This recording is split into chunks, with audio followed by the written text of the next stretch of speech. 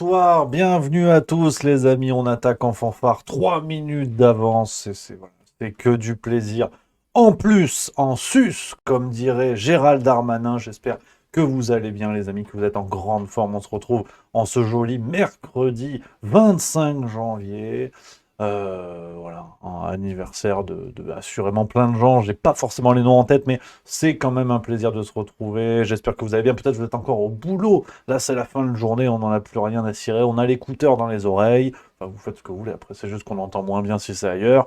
Et on se retrouve tranquillement pour finir la journée en attendant 18 h et la farce tranquille, vous le savez, qu'on peut regarder ensemble. Voilà, si vous le souhaitez, version Director's Cut. Voilà, ça va être du plaisir. Merci à Scorpion 000013 qui vient de sub, c'est le 9e mois. Merci mon Scorpion. On a des nouveaux, on a ici c'est 51, ok qui est là. Salut à toi cher ami. Et le Hobbit 26, donc chacun défend sa région. Ça fait plaisir. Salut à tous les amis. On a les fidèles de chez Fidèle qui sont là également. Il y a Petit Jean 86, l'Unico, là, Zerbal, Davo 99. 77 Ardiska, Tartampion 34, 7763, tous les copains sont là, que du plaisir avec un petit programme encore sympa qu'on va se mettre sous la dent aujourd'hui. On aura du Michel Onfray, on aura du Charles Lourd, on aura du Christophe Furios. Oui, à un moment donné, je vais avoir envie de mettre le best-of de l'entraîneur de rugby, Christophe Furios. Parce que c'est mon émission, faut savoir varier. Hein. On va bien se miner le moral au début, puis après on va faire un petit peu autre chose. Et puis par contre, alors je préfère vous le dire tout de suite, qu'il n'y ait pas des déçus, je me sauve aux alentours de 19 h grand max, parce que qu'est-ce qui se passe à 20 h 30? C'est France-Allemagne. France-Allemagne, mondial de handball, quart de finale. Donc là, ça commence à plus rigoler, on sort les casques à pointe et on va briser du chleu. On risque d'être un peu dur, hein. Le sport et la continuité de la guerre par d'autres moyens. Donc ce soir, ça rigole moyen. Donc je peux vous dire que direction le bistrot, on va faire ça bien en avant la demi-finale. Il y a des priorités, les amis, je suis obligé de vous abandonner. Mondial de handball. Hein. Pour une fois qu'il y a un mondial qui n'a pas été, qui n'est pas soumis à corruption, ça va. Et encore que d'ailleurs. Hein. Le mondial de handball 2015 était au Qatar, donc on va peut-être pas déconner non plus. Donc ce soir, non, ça va chier des bulles carrées. Un chien Bulden carré, comme on dit en Allemagne. Donc tant qu'on est dans le handball, on va commencer tout de suite avec les sujets qui fâchent. C'est Buldoun, Numeroun, qu'en parle, pardon. Buldoun. Numeroun, qu'en parle dans le chat. Alors, tu sais, jusqu'à présent, j'étais tranquille, parce que moi, vous l'aurez compris, ma maison, c'est le handball. C'est ma passion, c'est mon métier, c'est mon fils, ma bataille. Fallait pas qu'il s'en aille. Et je m'étais dit, tiens, trop drôle, les présidents de la Fédération française de foot et de rugby sont aux prises avec la justice pour différentes affaires et compagnie. Moi, je me suis dit, le handball, on a les mains propres. Non, non, non, c'est tombé aujourd'hui. Bruno Martini. Hein, alors attendez, j'ai pas mis l'écran. Putain, ça commençait bien. Quelle fluidité. Bruno Martini, alors président de la Ligue nationale de handball, hein, c'est pareil, a été condamné à 1 an de prison avec sursis et 2500 € d'amende pour corruption de mineurs lors d'une comparution sur reconnaissance préalable de culpabilité. Voilà, voilà. Bruno Martini, ancien gardien, hein, immense gardien de l'équipe de France de handball, avec qui ils ont décroché le premier titre mondial en 2001, si je dis pas de conneries. Voilà, hein, lui aussi qui tombe pour corruption de mineurs. Alors, hein, bon, alors il a démissionné de son poste, parce que quand même, faut pas déconner. Et puis, bon, alors, ce qui rassure, assurément, hein, ce qui doit rassurer les pédocriminels, c'est que, bon, 1 an avec sursis, 2500 € d'amende. Voilà. Hein, et on est quand même sur une affaire où il a proposé un rendez-vous à un jeune de 15 ans. Il a dit, ah, mais je pensais qu'il a. À un jeune de 13 ans, pardon. Il a déclaré à la police, je pensais qu'il avait plus de 15 ans. Voilà, truc pas terrible. Hein, proposer un rendez-vous. La personne finalement n'y est pas allée hein, au dernier moment. Euh, ouais. Et on parle également de détention d'images pédopornographiques. 1 an de prison, 2500 € d'amende. Enfin, avec sursis, la prison, tu l'imagines bien. Donc, on pourrait tenter, hein, on pourrait être tenté de se dire que ces affaires-là, lorsqu'ils touchent à des personnes proches de la sphère politique et ou judiciaire, il y a une certaine tendance à la clémence, on va dire. Bah apparemment pas. Hein. Le mec président de la Ligue nationale de handball, je veux dire, il gère un sport de préau, tout le monde s'en fout. Il y a une clémence qui est terrible. Il y a une clémence qui est terrible. Donc ça commence à faire beaucoup. Hein. Il commence à y avoir pas mal de choses au niveau des présidences. Donc voilà, hein, pour commencer tout de suite, tu vois, je taille mon sport, ça me fait mal, mais en vérité, que ce soit lié au handball ou pas, on n'en a rien à foutre. Hein, on parle de la vie d'un gosse qui aurait pu basculer avec ce genre d'agissement, donc en vérité, handball, deltaplane, sport de glace, on s'en fout en fait. C'est juste que ces drames-là, une fois de plus, ne sont pas, à mon avis, euh, durement sanctionnés par la justice. Il y a Monsieur Chocho qui dit dans le chat, hein, il y a un moment, il va falloir se rendre à l'évidence, il semble que la pédocriminalité est un comportement humain naturel. Manifestement, pourquoi on finit pas par la légaliser? Me tapez pas, c'est une blague. Parce qu'il faut réussir à garder le sourire quand même, même dans les sujets chauds. Non, mais c'est terrible. Il faut aussi, en vérité, au-delà de la blague, hein, camarade de Monsieur Chouchou, au-delà de la blague, je pense qu'il faut se mettre en tête que certains raisonnent comme ça. Vraiment. Euh, faut qu'on soit au clair là-dessus. Donc oui, certains raisonnent comme ça et ne comprennent pas forcément pourquoi il y a l'idée même de sanctions en vérité. Donc, nouvel exemple, hein, s'il en fallait un, de ce genre d'affaires. Je vous l'ai dit, là on commence, on va se miner la gueule, hein. Vraiment, on va se miner la gueule. Après, on va ricaner. Il y aura un sas de décompression, je vous l'ai dit, avec une vidéo d'un coach de rugby que j'adore, qui s'appelle Christophe Furios. On va essayer de se fendre la gueule. Mais là, l'ambiance en ce moment, vous l'aurez compris, euh, c'est la guerre en Ukraine. Là, on est en train de franchir un cap.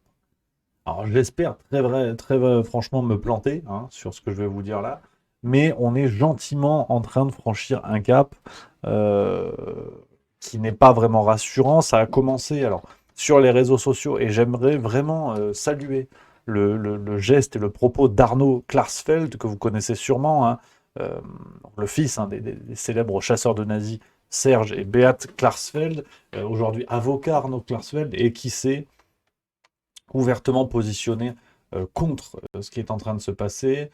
Euh, il en a parlé donc notamment dans un tweet que je vais vous retrouver. euh,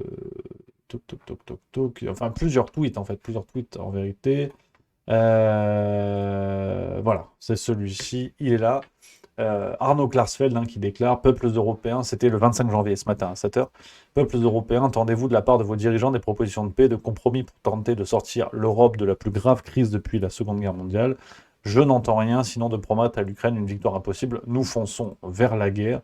Donc on a des critiques, hein, claires d'Arnaud Klarsfeld, qui est à l'origine d'une pétition non à une troisième guerre mondiale, euh, où voilà, très clairement, il s'oppose à ce qui se passe, en déclarant dans un autre tweet un petit peu plus tard: les deux régimes Kiev et Moscou sont aussi éloignés de nos valeurs l'un que l'autre. Ils se battent fanatiquement pour le Donbass qu'ils pourraient se partager. Ce n'est pas notre guerre, nous devons les aider plutôt à trouver un compromis plutôt que de risquer une troisième guerre mondiale. Pardon. Donc merci à Santoru66 qui vient de ça également. Merci beaucoup, cher ami. 12e mois, magnifique. Donc on a voilà, Arnaud Klarsfeld, qui est une figure que l'on pourrait pourtant critiquer eu égard à ses positions passées, mais comme quoi, comme dit le bon vieil adage qui fleure bon les zincs de PMU, il n'y a que les cons qui ne changent pas d'avis. Et je trouve que plutôt qu'avoir des postures rudes et de mauvaise foi en disant parce que une personne a eu la position A un jour, il ne peut plus jamais avoir la position B, alors que dans l'intervalle, on ne fait que reprocher à cette personne de justement pas avoir la position B. Je trouve ça chouette aussi de montrer de l'ouverture d'esprit et de dire qu'on peut changer d'avis, ce qui d'ailleurs renforce la position B. C'est que si des gens qui pensaient A viennent à penser B, c'est qu'il y a de bonnes raisons. Voilà, hein. Vous pouvez prendre des notes, celle-là, elle n'était pas évidente, mais je peux refaire un schéma si jamais je vais chercher un paperboard. Donc, voilà, Arnaud Klarsfeld qui a officialisé son changement de position aujourd'hui, parce que l'actualité, vous l'avez sûrement comprise, on a jusqu'à présent des pays d'Occident, donc à commencer par la France, l'Allemagne, les États-Unis et quelques autres, qui avaient envoyé des armes, notamment voilà, des lanceurs de missiles, des choses comme ça, des armes considérées comme plutôt légères dans des contextes de bataille comme cela. On a en face Volodymyr Zelensky qui a réclamé toujours plus, et notamment l'envoi de chars lourds. Donc là, par contre, on commence à parler euh, d'armes avec comment dire, une capacité offensive bien plus supérieure. Jusqu'à présent, les Américains considéraient que c'était une sorte de ligne rouge à ne pas franchir pour ne pas définitivement être considérés aux yeux des Russes comme des co-belligérants, donc c'est-à-dire des pays engagés aux côtés de l'Ukraine dans la guerre contre la Russie. La ligne rouge a été franchie. Les Américains ont ouvertement donné leur feu vert à l'envoi de chars lourds, ce qui va déclencher l'envoi des Allemands, enfin, de la part des Allemands, l'envoi de chars Panther. On parle de chars Leclerc du côté de la France. On a franchi cette ligne rouge, ça y est, ce qui entraîne là les pays qui vont envoyer, enfin qui annoncent envoyer ce type de chars. L'Allemagne a officialisé aujourd'hui, hein, vers midi, ce qui entraîne officiellement les pays dans la guerre, à tel point que une ministre allemande l'a déclaré aujourd'hui. Alors je vous mets la version en allemande, hein, qui est sous-titrée par Laurent Ozon. And therefore, I've said already in the last days, yes, we have to do more to defend Ukraine. Yes, we have to do more also on tanks. But the most important and the crucial part is that we do it together and that we do not do the blame game in Europe because we are fighting a war against Russia. Voilà, ministre des Affaires étrangères de l'Allemagne qui aujourd'hui a dit We are fighting a war against Russia, qui veut dire nous sommes en guerre contre la Russie. Bon, on n'avait pas attendu pour la traduction. Donc c'est une ministre allemande qui vient de dire cela. Donc là, on a un cap qui est en train d'être franchi, qui est plus que problématique, et qui fait que les choses s'accélèrent grandement. À voir où est-ce que cela va mener, parce qu'on a eu par moments, depuis le début de ce conflit, des périodes chaudes, on va dire, où les actualités se succédaient, et il y a eu, il y avait une impression d'emballement du conflit. Il est possible, voilà, que tout ça, finalement, stagne, ralentisse ou autre, mais voilà, bien sûr, je vois dans le chat, hein, il y a... Télétravail Dream qui dit ça changerait, MDR c'est des mots. Roma83R qui dit c'est complètement hypocrite cette histoire de co-belligérance, on envoie des milliards depuis des mois, mais c'est parce qu'on envoie des chars qu'on franchit la ligne, je suis absolument d'accord. On a... J'ai pas trouvé de pseudo qui dit cette ministre est comme moi, aucune crédibilité. Effectivement, je suis tout à fait d'accord avec vous que, attention, il ne faut pas rajouter du drame au drame, c'est pas BFM TV ici. Mais on a, en tout cas dans l'évolution du conflit, une première, alors que dans le même temps, le régime ukrainien est de plus en plus fragilisé, avec des histoires de corruption là, qui ont entraîné la démission de nombreux membres du gouvernement ces derniers jours.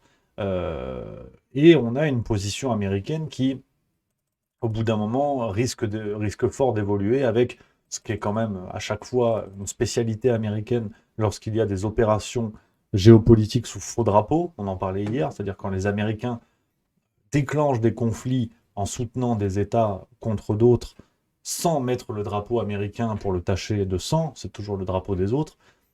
Là, en l'occurrence, l'Ukraine sera lâchée. C'est une certitude. Regardez l'Afghanistan, regardez la Libye, regardez l'ex-Yougoslavie. Ça n'est jamais le drapeau américain qui est taché de sang. Mais tôt ou tard, les drapeaux qui, eux, sont tachés, finissent lâchés par les Américains et deviennent des États... corrompus naturellement, et ou des narcos-États, et ou ce genre de choses, des États aux mains de dictature ou quoi. Donc, on est dans cette configuration-là. La question, c'est quand est-ce que les Américains vont lâcher l'Ukraine et donc quasiment mettre fin à ce conflit direct, d'autant que dans le même temps, ça s'est tombé aujourd'hui, on a une ville qui a été cédée par les forces ukrainiennes du côté du Donbass, qui a été cédé à la Russie directement. Donc, voilà, on est en train, petit à petit, d'évoluer dans cette situation-là. Voilà, c'est aujourd'hui, hein, l'armée ukrainienne admet avoir cédé la ville de Soledar dans le Donbass aux forces russes. Donc, on a différentes évolutions. Merci à Jen Franchi qui même sub cette 10e mois, magnifique. Merci beaucoup. Donc, affaire à suivre, hein, et je prends les messages dans le chat. Hein, on a Kongbietso qui nous dit on franchit la ligne car les chars nécessitent du personnel formé que les Ukrainiens n'ont pas. Qui dit chars envoyés dit personnel avec, dit soit on fait semblant, soit ça devient un peu trop visible. Alors sur ce point, et pour papoter ensemble, hein, on n'a pas attendu l'envoi de chars. Très clairement, on sait depuis longtemps qu'il y a des bases de l'OTAN aux frontières ukrainiennes qui forment des militaires non ukrainiens pour venir en soutien aux forces ukrainiennes. Donc ça, c'est acté depuis le début. Il y avait notamment une base, il me semble, en Pologne qui avait été bombardée il y a quelque temps, où on avait répertorié la mort d'instructeurs de l'OTAN. Donc ils ne viennent pas là pour le tourisme. Euh, donc voilà un petit peu. J'ai pas trouvé de pseudo en grande forme aujourd'hui qui nous dit, selon des sources sur place, 22% de l'Ukraine serait aux mains des Russes. Garde l'info, ce qui est certain, une enquête est menée sur le régime de Kiev pour crime de guerre. L'Allemagne ne veut pas être la première à envoyer des chars. Info sûre. Alors, info sûre, oui, ça oui, je te fais confiance, mais on est obligé de douter. Le problème, c'est que autant en période de Covid, ce qu'on a vécu récemment, pour prendre l'exemple le plus proche, les médias peuvent se permettre de dire, selon des sources sûres, une étude prouve qu'une enquête, une machin. On a une dissociation avec le réel et une prise de distance avec le réel. Là, on parle d'une guerre, donc là, c'est plus la même salade. BFM TV peut s'amuser à dire ce qu'ils veulent. Quand les missiles tombent, les missiles tombent. C'est pas une question de fake news, de complotisme ou de point de vue. C'est tout le problème, c'est que le Covid, on a vécu pendant 2 ans, et d'ailleurs on continue d'une certaine manière. D'ailleurs, si quelqu'un a des nouvelles de la 9e vague, je suis preneur, parce qu'apparemment on devait tous crever. On est bientôt en février. Il faudrait qu'elle se bouge le cul, la vague. Euh, euh, c'est pas la même chose. Pendant 2 ans, on nous a expliqué avec un président de la République qui disait nous sommes en guerre. On était en guerre contre un virus. Et là, on est bien en train de comprendre que être en guerre contre un virus, c'est pas être en guerre contre des Russes. Alors c'est con parce que ça rime, tu vois, c'est pas loin. Mais ça n'a rien à voir. Un virus, il te tire pas dessus, le virus. Il peut te buter, j'ai pas dit le contraire. Mais tu fais pas la guerre à un virus. Tu luttes sur le plan sanitaire, tu prends des médocs, tu mets un masque, tu te laves les mains. Mais t'es pas en guerre contre un virus. Là, par contre, on peut être en guerre contre des vrais gens. Donc c'est une autre salade. Et Emmanuel Macron, qui aime bien jouer au chef de guerre, faudrait quand même pas qu'on comprenne trop tard que pour lui, la guerre, c'est Call of Duty, si tu veux. Dire la fois où Macron a vu du sang, c'est parce qu'il s'était coupé avec une enveloppe A4, tu vois, pour envoyer son dessin à sa prof de théâtre. Donc faut quand même pas oublier ça. C'est-à-dire que quand le général de Gaulle te parle de la guerre, voilà, tu te dis qu'à un moment donné, il y a 3-4 coups de baïonnette auxquels il a assisté. Emmanuel Macron, au mieux, il a joué au jeu risque, un jeu, tu sais, le jeu de société, là. Donc c'est pas la même gravité, si tu veux, c'est pas la même gravitude, comme disait Ségolène Royal. Faut quand même pas déconner non plus. Il y a Belle Santo, première fois sur le chat que je salue, bienvenue cher ami, qui dit, alors, sans transition, on reviendra si vous voulez sur le conflit Russie-Ukraine après les amis. Bonjour, que penses-tu des farines d'insectes qui arrivent de l'UE bientôt dans notre alimentation? Alors, ça c'est beaucoup, je l'ai vu sur les réseaux sociaux cette affaire-là, effectivement. On va le regarder ensemble, parce que je voudrais pas vous dire de conneries. Euh, Il y a effectivement, donc c'est au niveau de l'Union européenne, un accord qui a été signé. Euh, alors, il y a Virginie Joron qui en a parlé. C'est ça, je ne veux pas trahir. Oui, Virginie Joron qui en a parlé chez André Berkoff aujourd'hui. On va écouter ce qu'elle a à nous dire et comme ça on réagira. Tu vois, je veux pas vous dire des trucs à brûle pour point. On va écouter les gens intelligents et après je vous donne mon avis. Merci à Pascal Deha qui vient de subscribe. Merci mon Pascal, merci mon Pascal. De savoir, est-ce qu'on saura, nous, si il y a les insectes ou pas, et comment la composition de la viande, des pizzas, etc., etc. Oui. Exactement, on veut savoir ce qu'on mange, surtout bon français, on aime les bons aliments, et on veut pas. Je pense qu'aujourd'hui, ceux qui ont essayé de vendre des insectes n'ont pas trouvé aujourd'hui les consommateurs, puisqu'on le bien, beaucoup ont fait faillite, donc on essaye maintenant de nous refourguer ces insectes par voie de poudre, où ça passerait plus vite, plus facilement auprès des consommateurs. Et donc il y a 3 articles dans ce règlement qui sont contradictoires. D'un côté, vous avez l'autorité européenne qui dit qu'effectivement, il y a peut-être des problèmes d'allergie, et elle demande de continuer à faire des études. Donc on autorise d'un côté l'autorité et on dit qu'on n'a pas fini les études, qu'on n'a pas vraiment toutes les études. C'est l'article 8 dit qu'il faut encore plus d'études. La Commission dit en dessous qu'elle considère qu'aucune exigence d'étiquetage spécifique sur ce sujet n'est encore à mettre en place. Et puis vous avez l'article 10 qui dit mais attention, peut-être que ça pose problème au niveau des allergies, mais je renvoie à l'article 9. Et l'article 9 dit qu'en fait, il n'y a pas besoin d'étiquetage. Donc c'est un vrai sujet, parce qu'on le sait bien, en tant que consommateur déjà, par choix, on n'a peut-être pas envie de manger des insectes à l'insu de son plein gré. Et puis après, le problème effectivement sanitaire. Donc là, je vais faire la question à la commission, parce que l'étiquetage, c'est important. Ben oui. C'est la base, en plus, on va pardon, dire. Hein. Virginie Joron, tout est étiqueté aujourd'hui. Quand on va à un supermarché ou dans une épicerie ou ailleurs, tout est étiqueté. Alors ce ne serait pas étiqueté. Quand même bizarre. Effectivement, quand on lit le règlement, il y a ce flou. À la première lecture, on considère qu'effectivement, il n'y aurait pas d'obligation d'étiquetage pour ces produits. Alors, il y a le problème pour le consommateur, mais directement par rapport au choix du produit derrière, là, j'ai regardé, j'ai pris une boîte pour voir un petit peu ce qu'il y avait dedans. Ouais. Bon, c'est très succinct, mais au moins, on pourrait avoir cette information. Au lieu d'avoir farine de blé, on aurait farine de criquet, farine de verre de larmes jaunes. Oui, et autres. Et grillons, farine de grillon, oui. Exactement, toute la liste d'insectes. Mais là, pour l'instant, c'est pas recommandé. Et puis après, il y aura l'autre problème. Ce sont tout ce qui est produit déjà transformé auprès des restaurateurs. Puisque là aussi, on ne saura pas si la pizza qu'on est mangée chez notre pizzaiolo sera à base de poudre d'insectes ou pas. Voilà, alors Virginie Joron, qu'on salue, le travail remarquable de Virginie Joron, députée du RN au Parlement européen, nous explique, merci à Monsieur Chocho qui vient de sa deuxième mois, merci beaucoup. Alors le résumé de la situation, c'est que on va le prendre point par point, c'est qu'effectivement, de prime abord, l'entomophagie, du coup bouffer des insectes, tu vois, celle-là tu la fous au Scrabble, elle est pas mal. Tu peux déchausser un chicot à tata, là tu peux l'impressionner. L'entomophagie, bouffer les insectes, en vérité, pourquoi pas.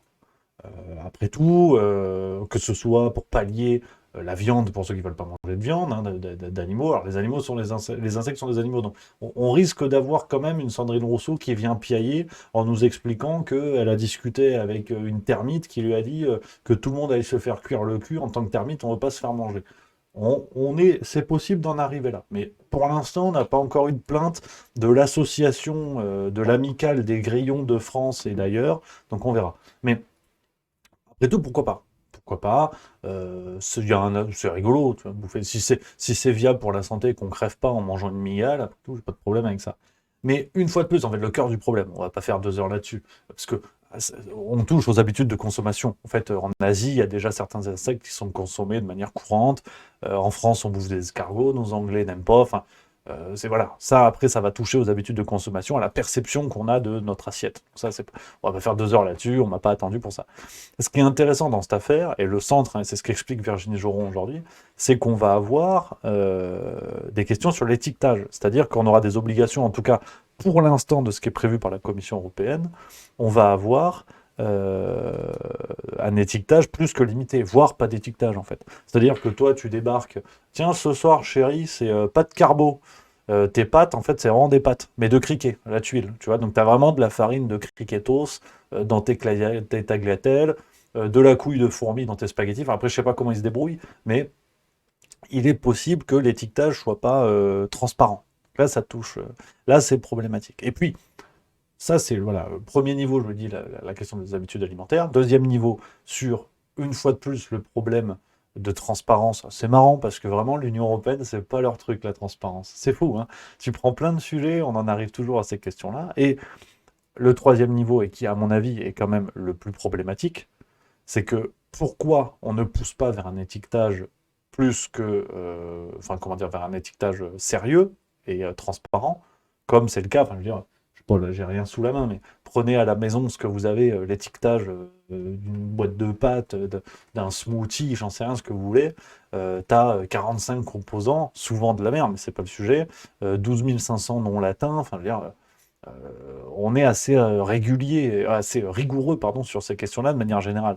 Là, on ne sait pas pourquoi, clic-clac, il n'y a pas de problème. Et là, il ne faudrait pas l'indiquer, ça va, alors que visiblement, et ce que nous explique Virginie Joron, les études manquent, visiblement, pour expliquer les potentiels risques sanitaires de ce genre de consommation. Donc, ça soulève le troisième point, tu vois, les aléas du direct. Je vais vous faire un truc. Tiens, vous pourrez m'appeler Père Castor, parce qu'en ce moment, je suis en train de lire un livre, et ça me fait penser, parce que ce matin, dans le bus, je lisais ça, et on est en plein dans le thème. C'est le livre de Philippe de Villiers. Le moment est venu de dire ce que j'ai vu. On est d'accord, on aime ou on n'aime pas, c'est pas le sujet, on y reviendra après.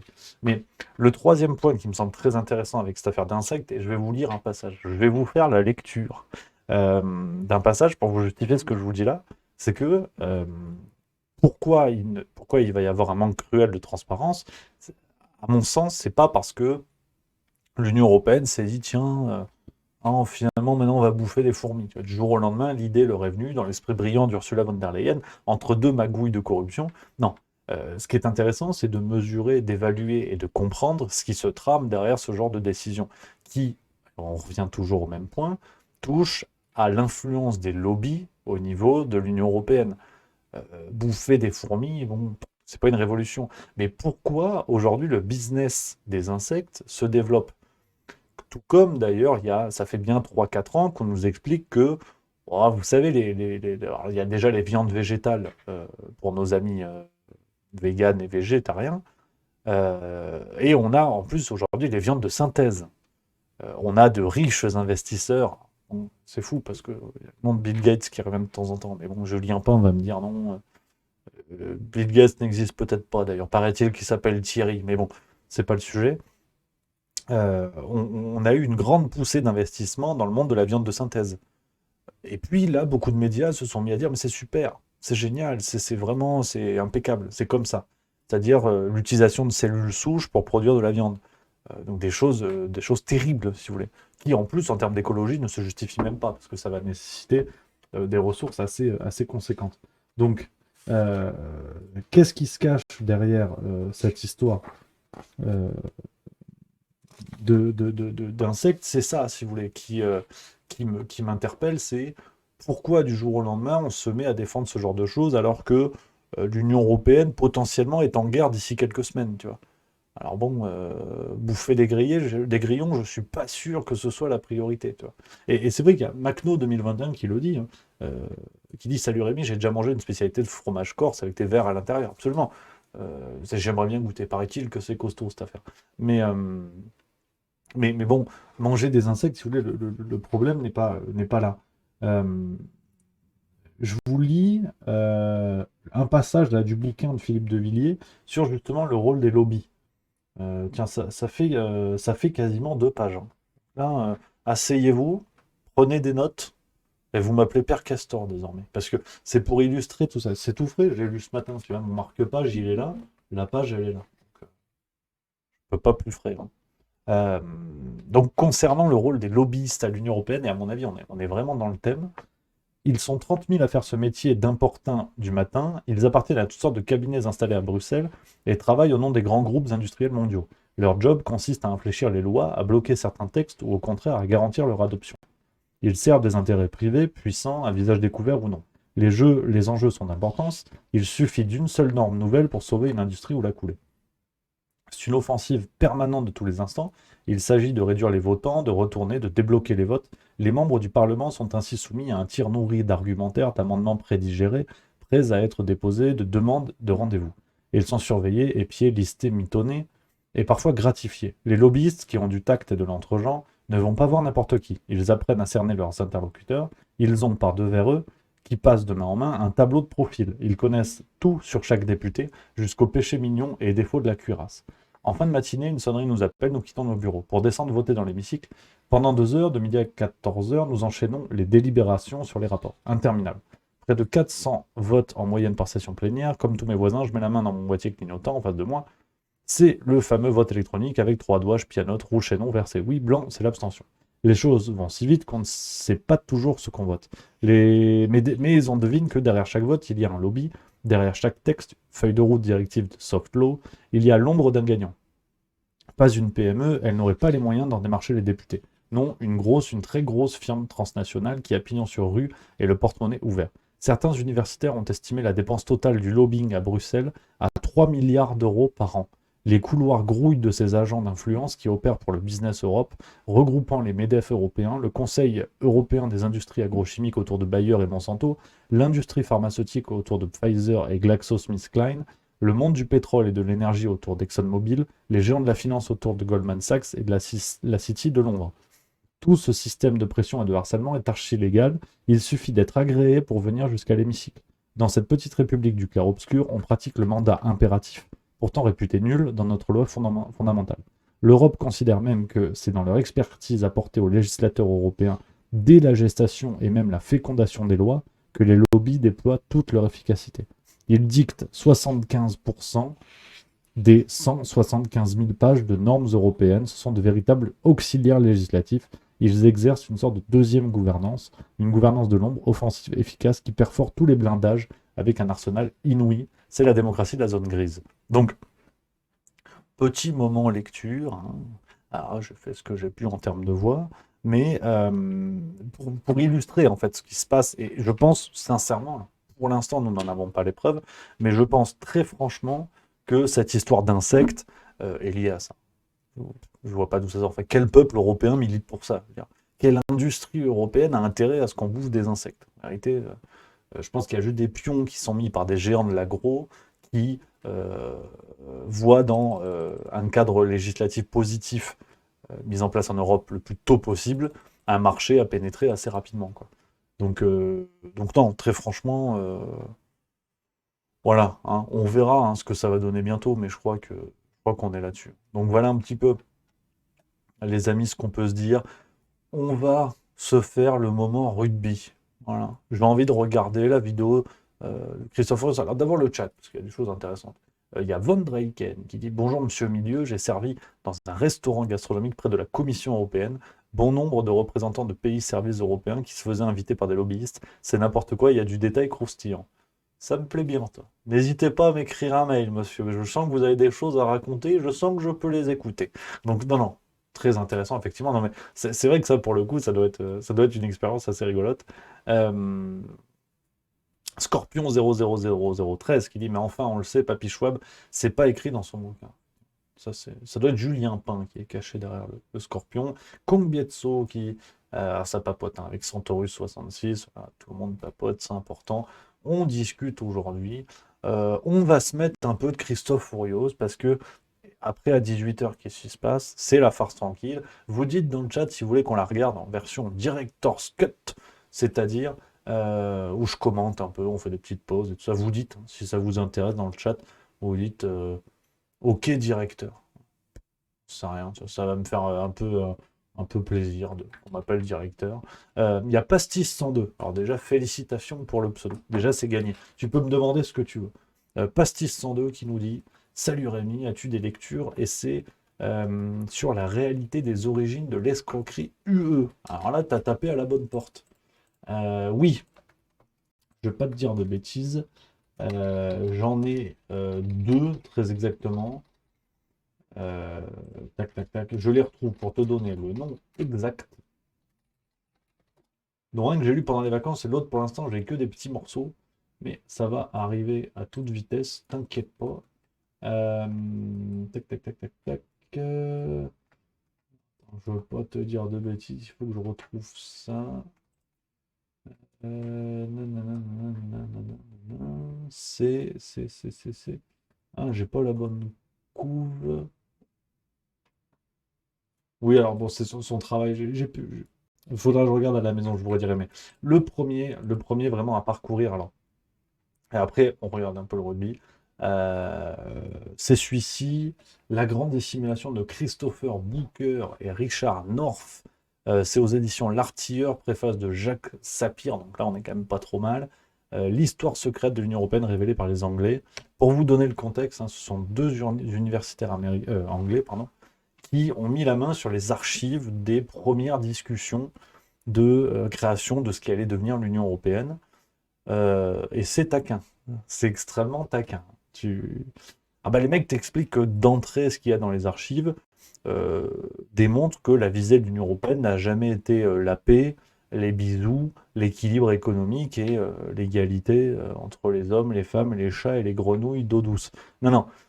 On est déjà sur des visées qui pérennisent un certain héritage qui n'est peut-être pas celui des Lumières. Enfin, pas que. Tu vois.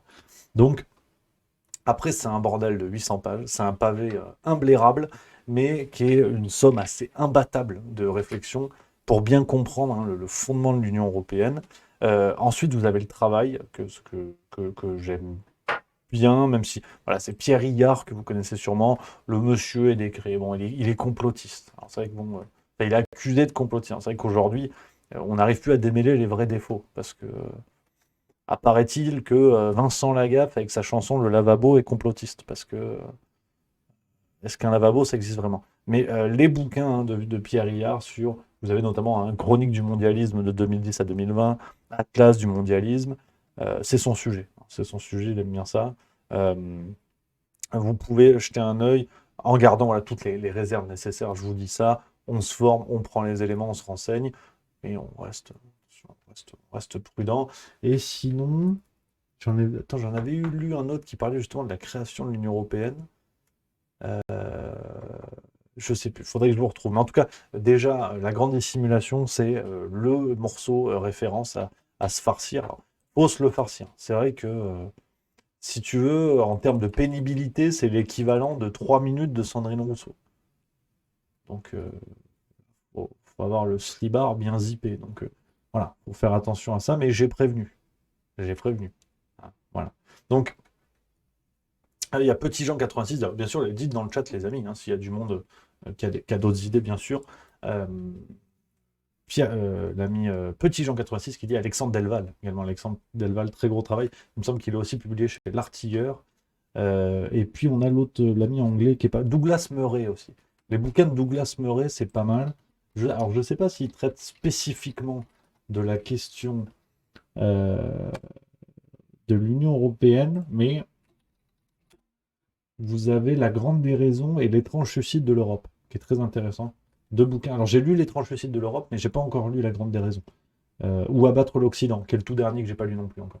Et vous avez Douglas Murray, qui est une sorte de Zemmour sympa, et qui n'a pas encore ken sa collaboratrice, voilà, pour vous donner un peu un ordre d'idée. Ou sinon, après, si on remonte un petit peu, vous pouvez aller chercher chez Philippe Muret, certains textes de Philippe Muret. On peut aller en remontant un peu, sur la question de l'Europe,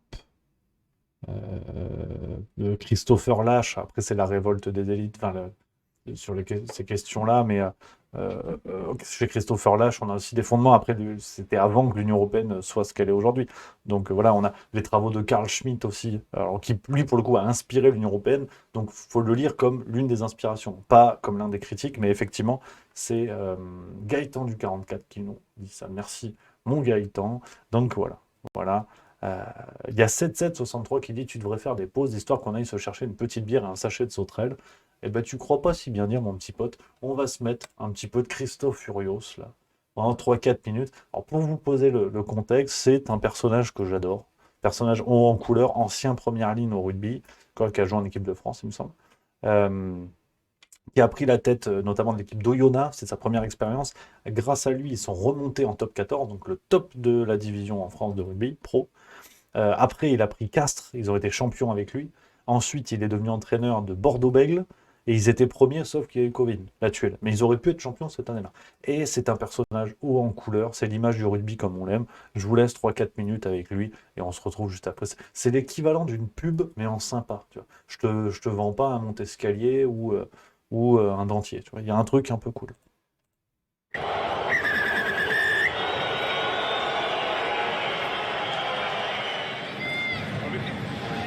Oh mais qu'est-ce qu'il fait lui? Premier coup de téléphone, deuxième pénalité. Oh! Mais il nous casse les couilles là! Mais qu'est-ce qu'il fait lui? Hein? C'est quoi? C'est un médecin. Non mais t'as pas le droit. Ah, il est blessé. Ah d'accord, ok, moi excusez-moi. Donc là j'ai un peu les boules. Je pense que demain j'aurai encore plus les boules. Et après demain j'aurai encore plus les boules. Donc quand je suis comme ça, j'en reviens un peu aux fondamentaux comme tu dis. Qui a dit le rugby on va le jouer en faisant des passes, on va le jouer en faisant de la contre-attaque, en faisant jouer de... Qui a dit ça? Personne. Tu joues le rugby comme tu le veux. Selon ton profil d'équipe, selon ton territoire, selon ton histoire. C'est pas notre histoire à Bordeaux. Je veux pas jouer comme ça. Mais quand on nous amène dans ce combat-là, il faut être capable de le faire. Sinon tu perds les matchs. Donc comme on est un peu frustré de cette situation qui nous fait chier quand même, montre du caractère, c'est tout JB à la chaîne. Il est jeune. Les jeunes ils servent à ça. Hein. Sinon ça sert à quoi d'être jeune? Si c'est pas pour prendre quelques mornifles de temps en temps. Ça sert à rien. Et il a la chance, il est tombé sur JB. Il aurait pu tomber sur Yann Marie. Là c'est moins marrant par contre. Hein. Là je vais pas mettre de GPS, rien, je m'en fous de tout ça. Je vais faire un peu à l'ancienne, tu vois, un peu comme je le ressens. Parce que parfois, on a tendance un peu à enculer les mouches, hein. Truc, attention ici, attention là, on mesure là, pour faire la merde qu'on a fait ce matin, sans déconner. Hein. Du temps qu'il reste à jouer dans cette rencontre. Ferme ta gueule, je te dis. Voilà. Ferme ta gueule. Et si tu perds les matchs, je vais pas te faire un des 5 ans, hein. Si tu perds les matchs, ben tu fais comme tous les ans, ce qu'a fait Bordeaux. Tu finis 7e, 8e, 9e, 10e, tous les ans. Tous les ans. Donc il faut qu'on comprenne ça. Ça me fait du bien de le dire. Hein. Bon, l'année dernière, on s'est fait chier. Moi, je me suis fait chier, vraiment, l'année dernière. C'était long, les matchs. C'était arrivé à ce stade, 100 personnes. Tu sais ce qui me tarde demain? Je vais te dire ce qui me tarde. Tu sais ce qui me tarde, hein, de sentir l'odeur des merguez. Non pas que j'aime les merguez, hein. Mais parce qu'il y aura du monde autour du stade, les gens vont être là avec le drapeau, ça va vite. C'est ça le rugby pour moi. Après, tu gagnes, tu perds. Bon, il vaut mieux gagner les matchs, hein, évidemment. Le public, il est important. Quand on arrive à ce stade, l'année dernière, il n'y avait personne, peu cher. C'était terrible, terrible.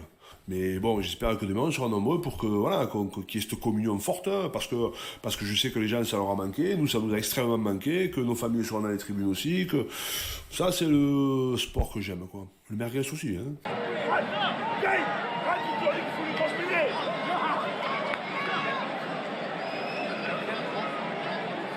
Quand t'es à 5 mètres de la ligne de but, que tu dois marquer un essai, fais pas le sinon, je crois. Donc ça nous a un peu gonflé quand même, et un peu énervé. Peut-être, visiblement, des petits soucis. Qu'est-ce qui s'est passé, Christophe? Et je suis vachement plus à l'aise pour déboucher des bouteilles de vin. Merci. Bon, merci beaucoup. Ça déconne, ils m'ont fait un piège. Avec les glandes. C'est souvent, non? Les glandes. On n'a pas réussi à faire ce qu'on avait à faire. Voilà. Et ça fait plusieurs fois. Et il n'y aura pas de raison que ça change ce week-end. L'année dernière, ils nous ont fracassés. Hein. Donc ce sera pareil cette année. Hein. Si on n'est pas capable d'être des morts de faim, le match, je peux te dire le score maintenant. Là. Quand on est allé au Racing, on avait le couteau entre les dents. Quand on est allé à Clermont, on avait le couteau entre les dents. Si on n'a pas le couteau entre les dents, il n'y aura pas de certitude. Ça va voler en éclats. Hein. Capable de jouer debout, fort physiquement. On se régale. C'est le rugby qu'on aime, les copains. Petite pause Urios, tu vois. Plutôt que mettre la musique country. Alors, non pas que j'aime pas, mais le rugby comme on l'aime, voilà, c'est vrai que c'est un ronchon, c'est un rude. Après, vous avez vu le gabarit. C'est-à-dire que c'est quelqu'un qu'il faut critiquer en vidéo. Parce que sinon, c'est un cabaret. C'est un cabaret. Vraiment, c'est un frigo sur pattes, plus ou moins. Vraiment, on est sur ce genre de dynamique. Donc, voilà un petit peu, les amis. Voilà, Christophe Heureuse, la petite pause. Vraiment, quelqu'un que j'adore, qui incarne un peu les valeurs qu'on aime dans le rugby. On avait aussi Claude Onesta. Et ça, un jour, si ça vous tente, parce que c'est vrai que c'est quand même particulier comme sujet, mais Claude Onesta, donc, que vous connaissez peut-être, qui était l'ancien sélectionneur de l'équipe de France de handball, avec qui ils ont tout gagné. Tout gagné, championnat du monde, Jeux Olympiques, Coupe d'Europe, ils ont tout gagné, un palmarès complètement fou. Comme beaucoup, Claude Onesta s'est recyclé après sa carrière d'entraîneur comme conférencier, notamment, faire des conférences sur le monde du sport, sur la gestion des hommes. Alors, on dit management aujourd'hui, il faut mettre des mots en anglais. Il fait une conférence qui est incroyable, qui est disponible sur YouTube, qui est vraiment incroyable. Et si ça vous intéresse, on pourra se la regarder un jour. Il y a beaucoup de réflexions sur le travail. Alors, à la fois, si vous êtes amené, vous, dans votre boulot, à gérer des types, quel que soit le secteur d'activité d'ailleurs, ou si vous êtes, à l'inverse, géré par d'autres types, et quel est le rapport qu'on peut avoir un peu à tout ça. Franchement, c'est une conférence que je regarde de temps en temps parce qu'elle est passionnante, elle est pleine d'enseignements, de réflexions et tout. Si ça vous dit, on se mettra ça dans le programme. Comme on a fait, puis on commentera un petit peu plein de choses. Et pareil, c'est un monsieur qui a une voix, je vais vous montrer une voix pareil rocailleuse, quelqu'un qui vient du côté de Toulouse. Voilà un peu Claude Onesta dans les vestiaires. Ça, c'était pendant un mondial de handball. 4 matchs, 4 victoires, le contrat est pour l'instant rempli, sauf pour quelques remplaçants. Je parle de Seb, de Christophe et de Guillaume. Je commence à penser que c'est pas un problème de handball, c'est un problème, au risque d'être blessant, de cerveau. C'est-à-dire que Seb, par exemple, j'essaie de te le dire depuis 15 jours, je te le dis encore le matin, je te le dis quand tu rentres. Je pense qu'il faut que vous acceptiez de comprendre quel est le statut que vous avez. Alors, on peut espérer que ça soit un statut transitoire, Mais pour le moment, vous êtes là pour entrer 10 minutes, voire peut-être 15 minutes, et assurer dans le temps où vous êtes là une espèce d'équilibre du jeu qui ne mette pas en péril ce qui a été fait précédemment. Donc, n'essayez pas à chaque fois que vous rentrez en 10 minutes de faire le match du siècle. Pourquoi faire? De toute manière, votre statut ne changera pas d'un jour à l'autre. Christophe, tu me fais plus chier à discuter avec les arbitres parce que je te jure, la prochaine fois que je te vois parler en plus avec un Anglais à 2 balles avec les arbitres, je te jure, tu dégages et tu rentres plus sur le terrain. Voilà, c'est vraiment des personnages que j'aime beaucoup. Alors, l'accent joue énormément, mais des personnages que j'aime beaucoup, et notamment pour les valeurs qui sont transmises, le rapport au sport, le rapport à la gestion des hommes, avec un H majuscule, bien évidemment, la gestion des humains. Et on se fera ça. Je vais me le noter dans un Twitch, c'est peut-être vendredi, on se fera ça. Parce que la semaine prochaine, elle est chamboulée, les copains, je vous le dis. J'ai 3 fois conduite et examen vendredi. Ouais, on va faire du Twitch, mais je vais être comme ça. Là, il va falloir investir dans le slibard parce que ça va tâcher, comme on dit. Donc, voilà, voilà Claude Onesta, que j'aime beaucoup, Christophe Ourios et d'autres, et consorts, comme on dit. Donc, voilà un petit peu les copains. Et 17h58, on va gentiment arriver vers la farce tranquille. Est-ce que ça vous dit de regarder, voilà, qu'on regarde ensemble, que je commente un petit peu, que je rajoute des petites choses, voilà. Est-ce qu'on se fait l'épisode ensemble? Est-ce que vous voulez vous garder le plaisir, j'espère, de regarder ça après coup? Vous dites, les amis, dans le chat, ça commence dans 2 minutes. Donc, il faut répondre maintenant. Le sondage a dit oui, c'est vrai qu'il y a eu un sondage, je suis complètement désolé. Je suis passé à côté parce que j'étais en train de dire des trucs. J'ai raté le sondage. Alors, le sondage a dit oui, j'ai pas vu le résultat du sondage. Je peux pas le retrouver. Merde. Oh, bah super. Bah génial. Moi qui ai fait des knackis. Ouais, super. Tous ensemble. Go, la farce, nous dit Chiki2494. Un grand merci. Voilà, Kimox qui vient de s'abonner, ça fait plaisir. Et merci également à Le Souverain qui a offert un abonnement à Sage Player. Merci beaucoup, cher ami. Donc, la farce tranquille qui va commencer, les copains. On va se faire la vidéo ensemble encore. Voilà, 2-3 minutes. Tranquille. On se détend. On n'est pas bien, là, entre nous. Détendu du gland. Petite parenthèse entre nous. Ça fait du bien dans le quotidien, quoi, tu vois. Tout va super vite, quoi. On n'a plus le temps de dire stop, quoi. C'est un truc de fou, quoi, tu vois. Le monde, les voitures électriques, Francis Cabrel, enfin voilà, tout se mélange, quoi. Putain. Tu vois, alors que la farce tranquille. C'est notre petit moment à nous. Voilà, donc l'épisode va commencer 1 minute 47, les copains. Je sais pas si attends, on va couper le son parce que c'est pénible ce truc. Introduction, musique à la con. C'est pas moi qui mets ça, c'est YouTube. Ça, ce sont les Amerlocs. Il est rien, mais t'es pas là. Renaud, qui reprend les plus gros hits de Sardou. Je peux faire ça pendant 3 heures, il n'y a absolument aucun problème. Oh, aucun problème. Afrique, adieu, terre Africa, où vont tes eaux bleues? Tanganyika, voilà. Je peux faire ça vraiment, tout. Femme des années 80, femme jusqu'au bout. C'est mariage, bar mitzvah, baptême, enterrement, vous voyez. Mais voilà, que du plaisir. Donc les amis, on va attaquer. C'est vrai qu'il y a 7763 qui dit le gars meuble comme chez Ikea. C'est pas faux non plus. C'est pas complètement faux. On va se mater la farce tranquille ensemble, les copains.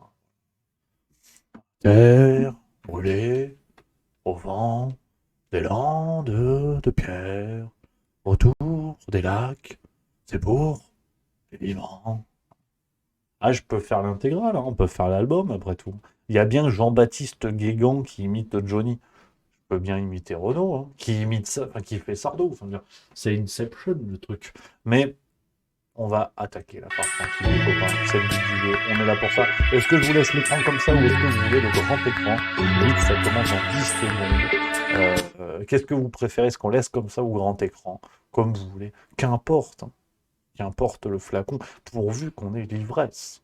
comme disait Gérard Larcher. Allez, c'est parti. La fausse bataille pour la réforme des retraites qui continue, les écolos qui veulent brûler du milliardaire, le PS qui est dans une bagarre entre Game of Thrones et Louis la Brocante. Il est l'heure du 86e épisode de La Farce Tranquille. Mais cet homme est ahurissant.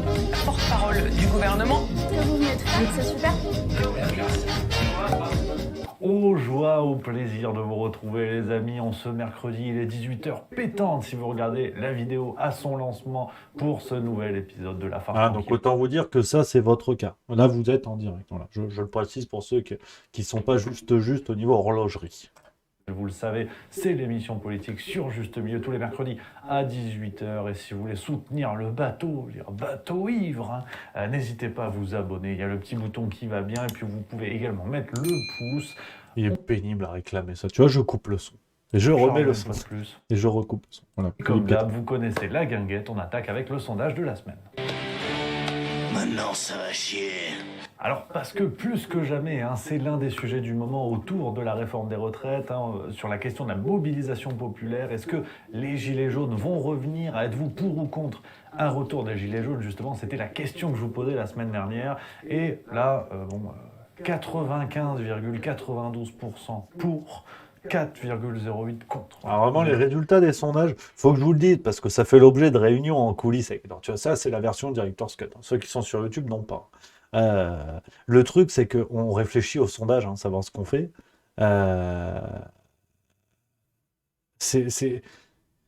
On a peur, en fait, parce que c'est une république bananière. En vérité, quand tu as des résultats de sondage à 95,5, lol. Tu vois, c'est vrai que l'arrêt sur image, j'ai pas fait exprès, mais j'ai quand même souvent une gueule de con. Quand tu as une gueule de con et que tu n'as pas fait d'arrêt sur image, c'est que de toute façon, tu es foutu, ce qui est légèrement mon cas.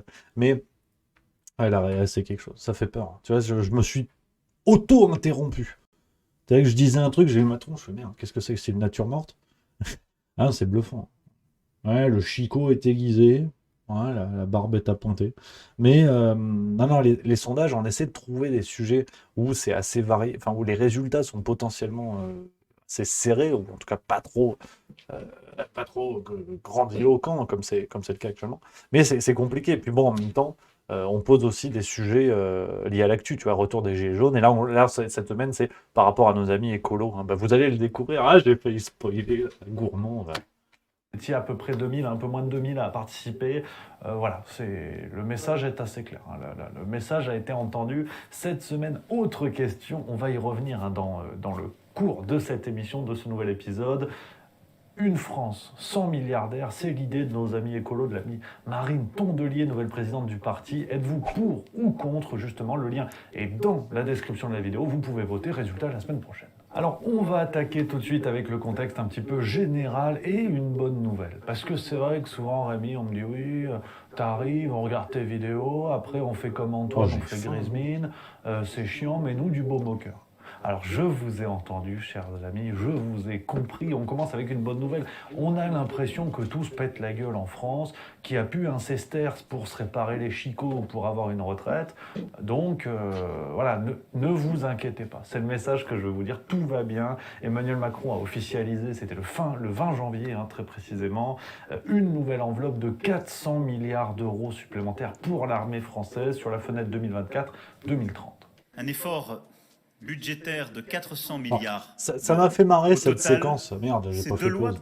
Ça m'a fait marrer cette séquence parce que Emmanuel Macron, quand il était la dernière fois en visite à l'hôpital pour je sais plus quelle connerie, tout le monde avait des masques. Là, il est chez les Milouf, chez les militaires. Là, il n'y a plus de masques. Alors oui, mais tu comprends, les soignants, ils s'occupent des malades. Oui, mais les militaires n'ont pas non plus intérêt, surtout à l'heure actuelle, de se contaminer avec le variant BA2, 3, 4Q, .F, .delta, .oméga. Voilà. Donc, alors loin de moi l'idée de dire que c'est de la com. Attention, monsieur l'Express, j'ai pas dit. Mais on prend peut-être quand même pour des cons. Les actions militaires auront donc conduit Tiens, je me fais le goûter, à un bon appétit. doublement des budgets de nos armées. Voilà, hein. Il reste du pognon en France, voilà, ouais, arrêtez un peu les mauvais esprits et autres brigands de grand chemin qui n'attendent que la décrépitude de notre pays.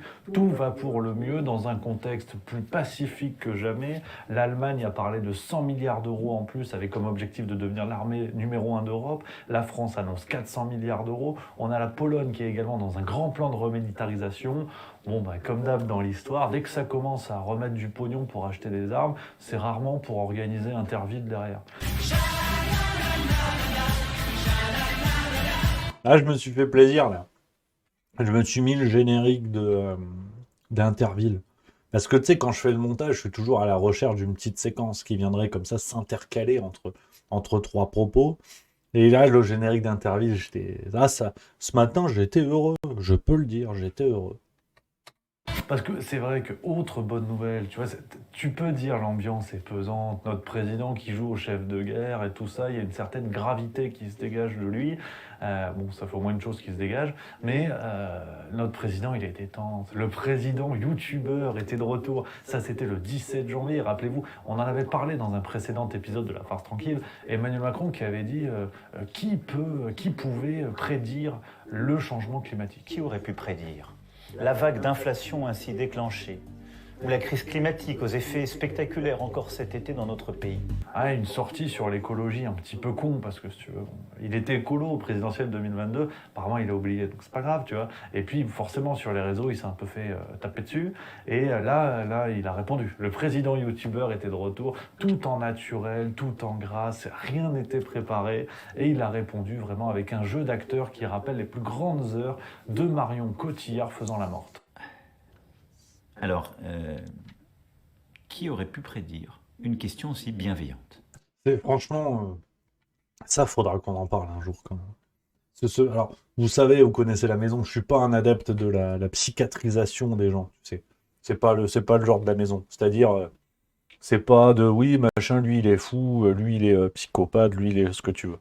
Mais c'est vrai que, sans tomber là-dedans, parce que j'ai pas les compétences pour, mais chez Emmanuel Macron, il y a quelque chose qui est intéressant à observer, quoi. C'est-à-dire ce besoin de mise en scène, ce besoin de jeu, voire de surjeu. Alors, ok, il aime le théâtre, hein, comme paraît-il qu'il n'est pas monté que sur les planches, mais là, la séquence est sidérante. Alors, je vous dis ça, je suis peut-être pas le mieux placé, parce que je fais des vidéos sur YouTube toute la journée. Mais je suis pas président de la République. Enfin, on en reparlera d'ailleurs sur on va dire, comment dire, à quel point ta fonction peut rendre impossible d'autres activités. On en reviendra dans le cadre de La Farce Tranquille avec le Boyard, mais franchement, c'est sidérant. Alors bien sûr qu'il y a la communication et que quand il va chez les pompiers, il met un casque. Mais le jour où il visite une maison close, il fait comment, tu vois, enfin, cette surmise en scène permanente nuit le discours.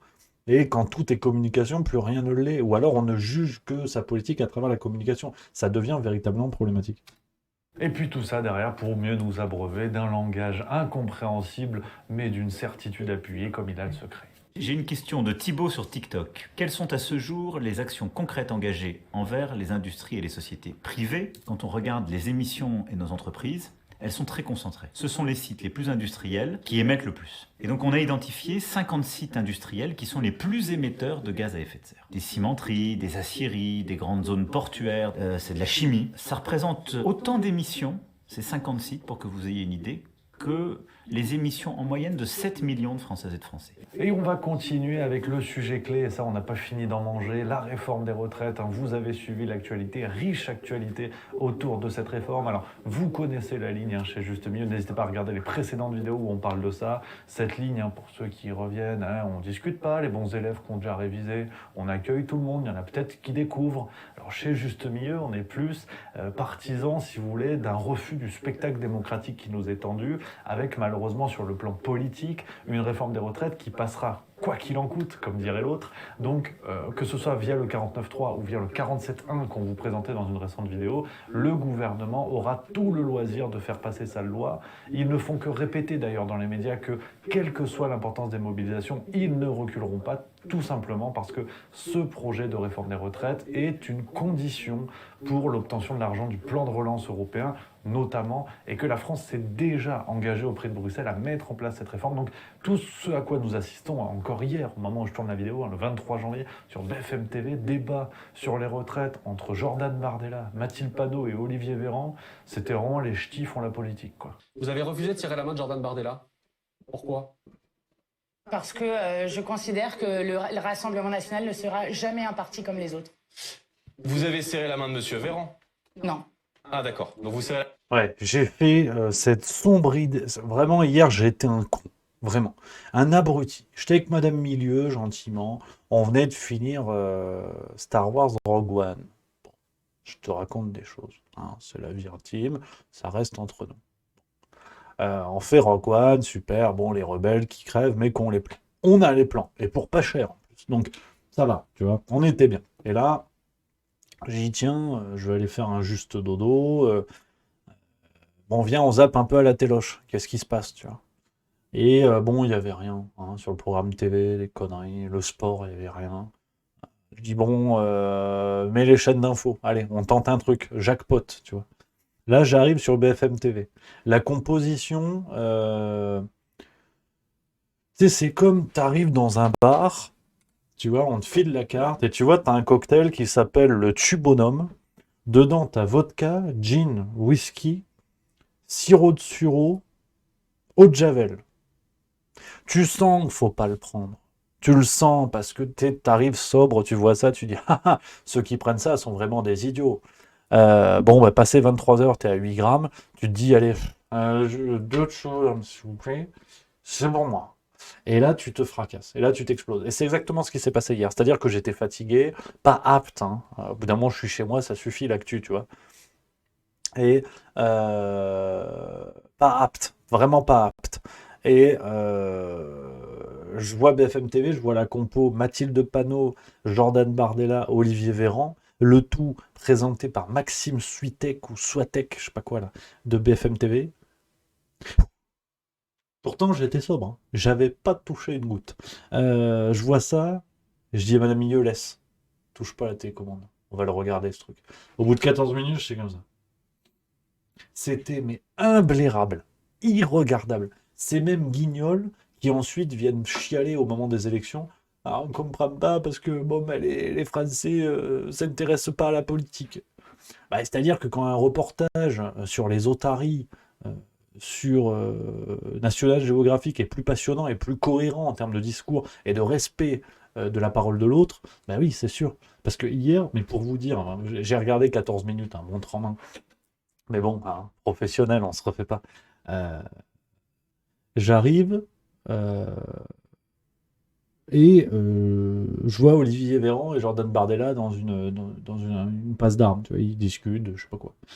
Et puis Bardella qui dit oui, voyez-vous, en fait, vous faites payer les gens, vous avez endetté la France, quoi qu'il en coûte. Et là, Olivier Véran qui dit oui, voyez-vous, des instituts ont évalué le coût du programme du RN. En fait, vous avez dit 9 milliards, c'est 26. Puis Bardella parle, et puis t'as Véran qui parle par-dessus. Et ils sont comme ça. Oui, voyez-vous. Ils ne se regardent pas, ils ne s'écoutent pas. Et pendant ce temps, t'as des téléspectateurs qui sont là. Oui, alors nous, derrière, on vote, du coup. On prend quel connard des deux? Sidérant. J'ai mis qu'un petit extrait, parce que vraiment, il n'y avait rien à en tirer de tout ça. Mais j'ai trouvé ça mais complètement zinzin. la main à personne. Non, j'ai dit bonjour. Je vous ai dit bonjour aussi. D'accord. Enfin bref, le 19 janvier, on aura eu une immense mobilisation en France, hein, tout de même première mobilisation qui, espérons-le, sera suivie. Il y avait entre 1 et 2 millions de Français dans les rues du pays, de nombreux corps de métier qui étaient représentés. Ça, c'est vraiment à souligner, une mobilisation qui s'est faite en dehors des clous politiques, syndicaux ou quoi, une vraie mobilisation populaire, ça fait plaisir.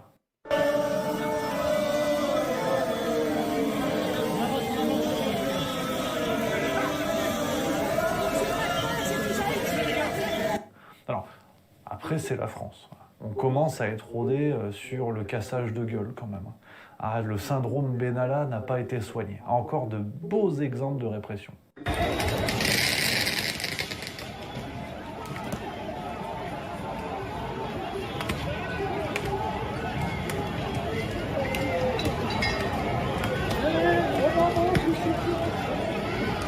Qu'on soit bien d'accord, loin de moi l'idée de pencher pour un camp ou pour un autre. Si je m'appelle Juste Mieux, c'est pas pour le plaisir d'avoir un nom passe-partout que personne ne retient. Non, qu'on soit bien d'accord, un grand merci et soutien à l'ensemble des forces de l'ordre qui ont permis à ces manifestations de globalement bien se tenir. Et comme souvent, des cas isolés de répression excessive ne font pas de tous les membres des forces de l'ordre des salauds. Et vice-versa. Qu'il y ait des manifestants qui lancent des pavés et qui cassent les couilles, font pas de tous les manifestants des salauds. Voilà.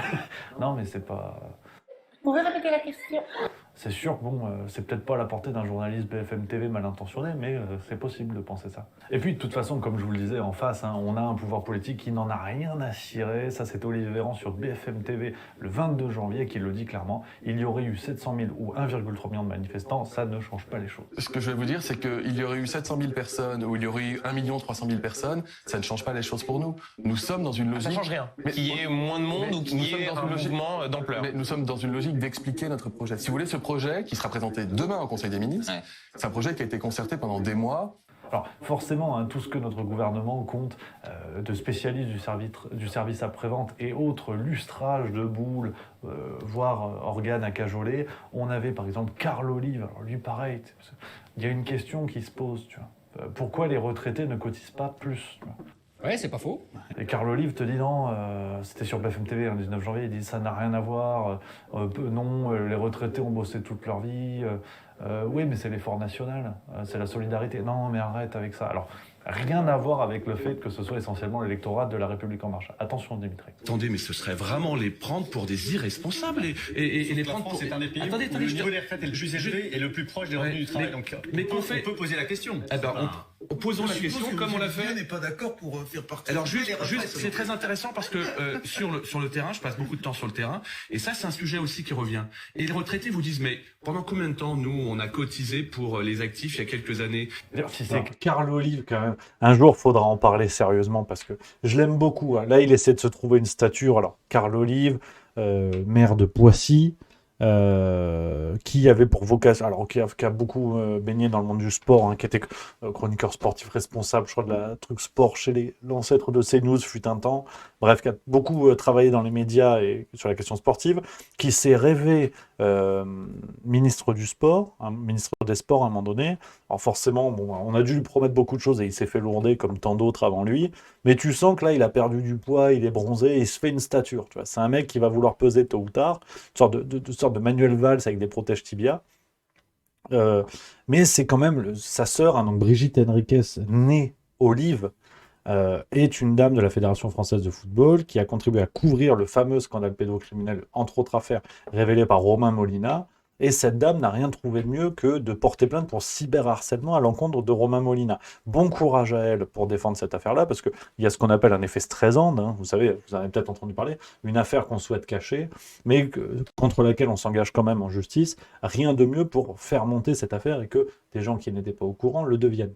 Donc voilà, c'est Carl Olive, je pense que lui, il va avoir droit à son épisode de Cassolette et Macronie. Bientôt.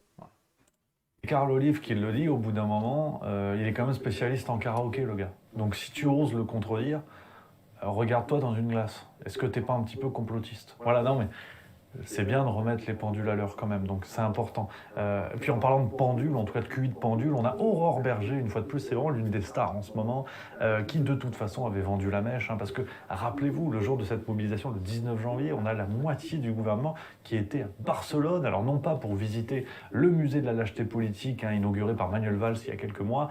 Merde, quand même. Non, c'était pour un sommet d'amitié franco-espagnol dont tout le monde se branle, dont il n'est sorti à peu près rien, si ce n'est un demi-accord sur un hydrogène-oduc ou quelque chose comme ça, un accord sur l'hydrogène entre Barcelone et Marseille, vraiment un truc dont tout le monde se fout et un projet qui est enclenché depuis quelques temps, qu'importe. Symboliquement, c'était très intéressant de voir une sorte de fuite de Varennes avec Emmanuel Macron et ses copains, mais voilà. C'était assez clair, ils partent à Barcelone, le symbole c'est aussi de voir qu'ils n'en ont rien à foutre. En fait. Non, mais Olivier Véran le dit, mais les autres l'avaient dit. Emmanuel Macron lui-même le confirme le 19 janvier en direct de Barcelone. Il dit « La réforme a été démocratiquement présentée et validée ».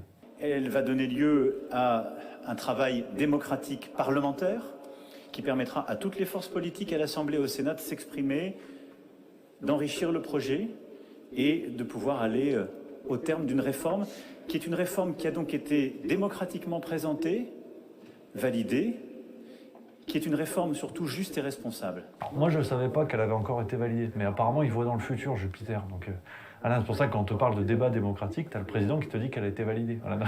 Donc ton débat, tu vas te le ranger dans des endroits où il ne verra pas beaucoup le jour derrière. Donc c'est comme ça. Et puis, tu as aussi une pirouette qui surprendra ceux qui n'avaient pas voulu le voir au départ. Emmanuel Macron le dit, toujours en direct de Barcelone, à l'élection présidentielle, les choses ont été dites clairement. Et à l'élection présidentielle qui s'est tenue, somme toute, il n'y a que quelques mois, et aux élections législatives qui ne se sont tenues, y compris qu'il y a quelques mois, les choses ont été dites clairement. Qu'est-ce que ça veut dire? C'est finalement assez simple. On se rappelle de la période des castors, du barrage, le barrage aux fascistes, à l'extrême droite, au nuage de criquet, ce fameux chantage au fascisme qui sert bien la République En Marche et d'autres partis avant lui. Mais aujourd'hui, Emmanuel Macron a pris les élections présidentielles, les seules qu'il a gagnées d'ailleurs, comme un blanc-seing pour tout son programme. C'est-à-dire que ceux qui ont fait barrage en ne pensant que lutter contre le fascisme n'ont pas vu ou n'ont pas voulu voir que c'était un blanc-seing et une acceptation pour tout le programme d'Emmanuel Macron. Programme qui, en 2022, parce qu'en 2027, il disait l'inverse, mais bon, c'est comme ça, en 2022, mentionnait bien la réforme des retraites. Donc, t'as fait un barrage sur une rivière, mais il y a l'autre bras de la rivière qui est en train de te déborder, c'est comme ça. À la boulette. Et puis il a même insisté, toujours en direct de Barcelone, toujours le 19 janvier, et devant une autre caméra, il a dit « On ne peut pas faire comme s'il n'y avait pas eu d'élection il y a quelques mois ». Il y a eu aussi un premier tour qui m'a placé en tête où les choses avaient été dites en très grand détail et clairement. Et il y a ensuite eu des législatives qui ont donné une majorité relative, mais où les choses étaient portées clairement. Donc on ne peut pas non plus faire comme s'il n'y avait pas eu d'élection il y a quelques mois, c'est juste ça ce que je dis. Mais voilà, quand je te parlais d'experts en service après-vente, t'as Gabi Attal, Gabi la déchirure, Gabi l'omniprésent, l'omnipotent, qui était là sur BFM le 19 janvier également pour dire « Il n'est jamais trop tard pour se parler ». La démocratie sociale, c'est aussi pour moi la capacité que nous avons d'échanger, de discuter et de dialoguer. Moi, le message que je passerai au terme de cette journée de mobilisation, c'est qu'il n'est jamais trop tard. Il n'est jamais trop tard pour se parler, il n'est jamais trop tard pour échanger. Alors, Gabriel Attal, il faut qu'on en parle, c'est la lettre d'information Politico dans son édition d'aujourd'hui, qui a raconté que Gabriel Attal est une sorte de Darmanin nouveau. Alors, il faut se rappeler au premier mandat d'Emmanuel Macron, Darmanin qui aimait bien aller mordre les mollets des autres, c'est-à-dire aller grignoter sur les terrains médiatiques des autres, s'exprimer sur des sujets qui n'étaient pas forcément les siens, ce qui entraînait une certaine omniprésence médiatique. Et la lettre d'information Politico révèle que Attal est en train de suivre la même logique, c'est-à-dire que le mec est ministre du budget, continue de penser qu'il est encore porte-parole, parce que rappelez-vous, on est passé de Gabriel Attal à Olivier Grégoire, puis Olivier Véran au poste de porte-parole. C'est plus une attribution ministérielle, je veux dire, c'est une réunion de cassos. Et Gabriel Attal, en fait, qui a même été débranché de certaines réunions auprès d'Elisabeth Borne, c'est Politico qui le révèle, c'est-à-dire que le mec est déjà omniprésent et le veut encore plus, ce qui oblige ses collègues au gouvernement à lui mettre des petites tapettes sur la gueule.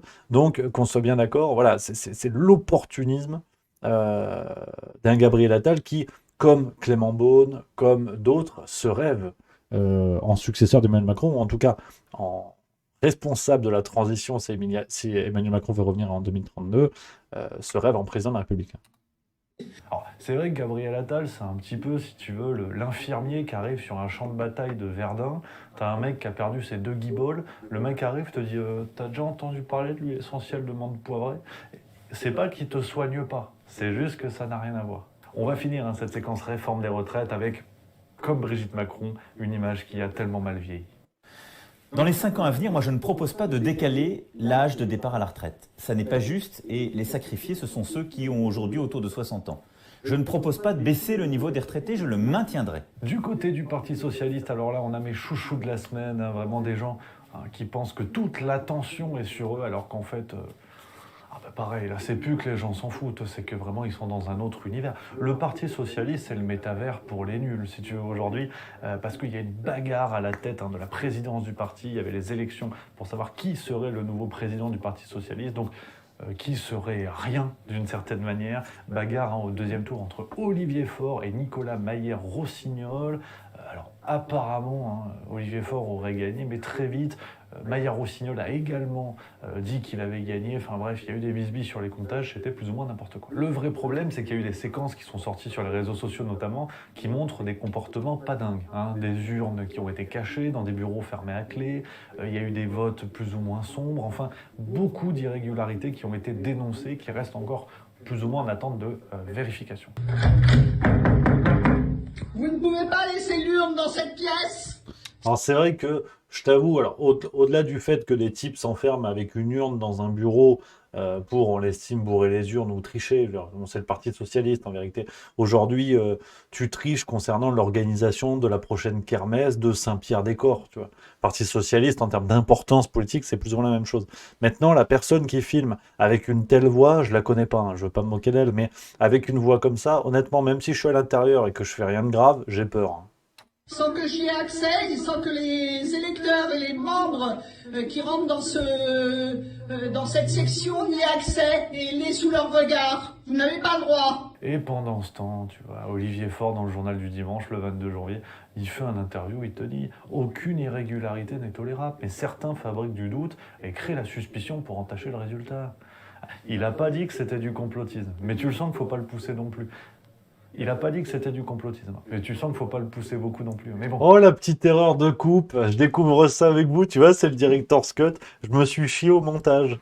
Voilà, tu vois, j'ai même pas fait gaffe, tu vois. Ça, c'est les petites reprises. Là, on est dans les coulisses, j'ai même pas fait attention. Tu sais, parfois, je me reprends comme ça, tu vois. Et puis, des fois, au montage, j'oublie de l'enlever. Et ce qui fait que vous voyez, en fait, comment je me reprends. Surtout qu'elle était pas si mal, la première prise. Mais bon, qu'est-ce que tu veux, on est professionnel ou on l'est pas. J'ai tout appris de Danny Boone. Bon, ben voilà. C'est là où c'est passionnant avec le Parti socialiste, et que pour eux, si tu veux, ils sont en train de jouer l'élection présidentielle, quoi. Ils ont un tel besoin de pouvoir qu'ils se disent l'élection à la tête du PS, la France est focalisée dessus, tu vois. Les mecs, vous avez fait 1,75 au présidentiel. Les Républicains vous ont battu de peu. En même temps, ils ont mobilisé la force animale de France, mais faut se poser les bonnes questions. Tout le monde s'en fout du Parti socialiste aujourd'hui. Voilà, faut quand même être conscient. Les mecs, si tu veux, se prennent pour Game of Thrones, ils ont les scénaristes de Louis la Brocante. Il y a un truc qui cloche. No pasarán. En parlant de cloche, du côté d'Europe Écologie Les Verts, on a été servi avec une séquence qui pourrait être dans les pépites de la semaine, mais il y a un lien, tu vois, tout est bien calibré. L'ami Michel Sardou, interviewé longuement sur BFM TV. Voilà. Bon, normalement je m'arrête là, mais bon, on va quand même continuer. Qui nous a quand même offert, Michel Sardou, une séquence magnifique où il lance un SOS pour le mari de Sandrine Rousseau. Mais le mari de Sandrine Rousseau, le pauvre, franchement, faudrait pas faire une marche pour aider ce pauvre mec. Faudrait pas organiser quelque chose, un fonds de solidarité pour dire, mon pauvre garçon, sur quoi t'es tombé? Une marche pour le mari de Sandrine Rousseau, pourquoi pas. Oui. Qui vous êtes dans la vie, le mari de Sandrine Rousseau. Oh, mon pauvre vieux. Allez, cette séquence sur BFM TV le 18 janvier qui nous a régalé. Alors, le problème, c'est que Sandrine Rousseau, faut pas la chauffer. Dès que tu lui ouvres la porte pour faire un peu le buzz, elle s'engouffre avec son van et sa charrette. Parce que là, c'est son truc, en fait. C'est son truc, le buzz. Et là, forcément, elle a fait un panneau « Sardou ta gueule ». Voilà. Comme quoi, finalement, Sandrine Rousseau a réussi dans son pari d'égalité homme-femme. C'est que même les femmes peuvent être des beaufs aujourd'hui. Écoutez, je pense que le débat est plié.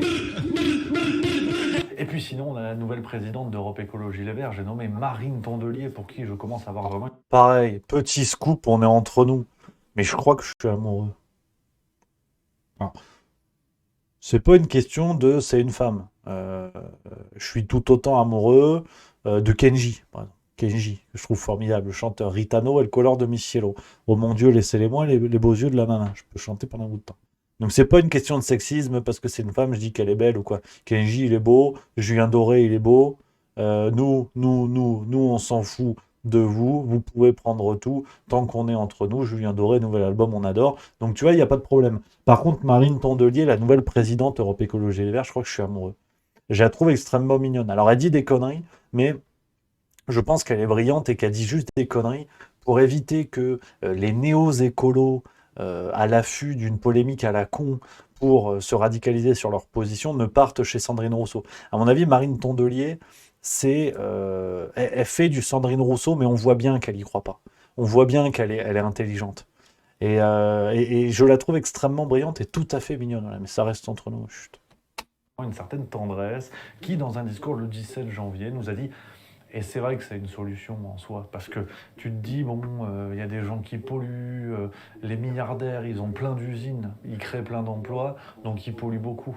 S'il n'y a plus de milliardaires, en bout de chaîne, il n'y a plus de pollution. Donc elle veut simplement plus de milliardaires, une France sans milliardaires. Nous revendiquons que nous ne voulons plus en France de milliardaires. Nous voulons une France sans milliardaires. Tu peux pas lui dire qu'il y a des milliardaires qui sont engagés dans la cause écologique, tu vois. Et Elon Musk qui fait des bagnoles électriques et les milliardaires. Donc s'il n'y a pas Elon Musk, il n'y a pas Tesla. Non mais attention, je sais que c'est pas évident non plus à saisir quand tu es en pleine démagogie.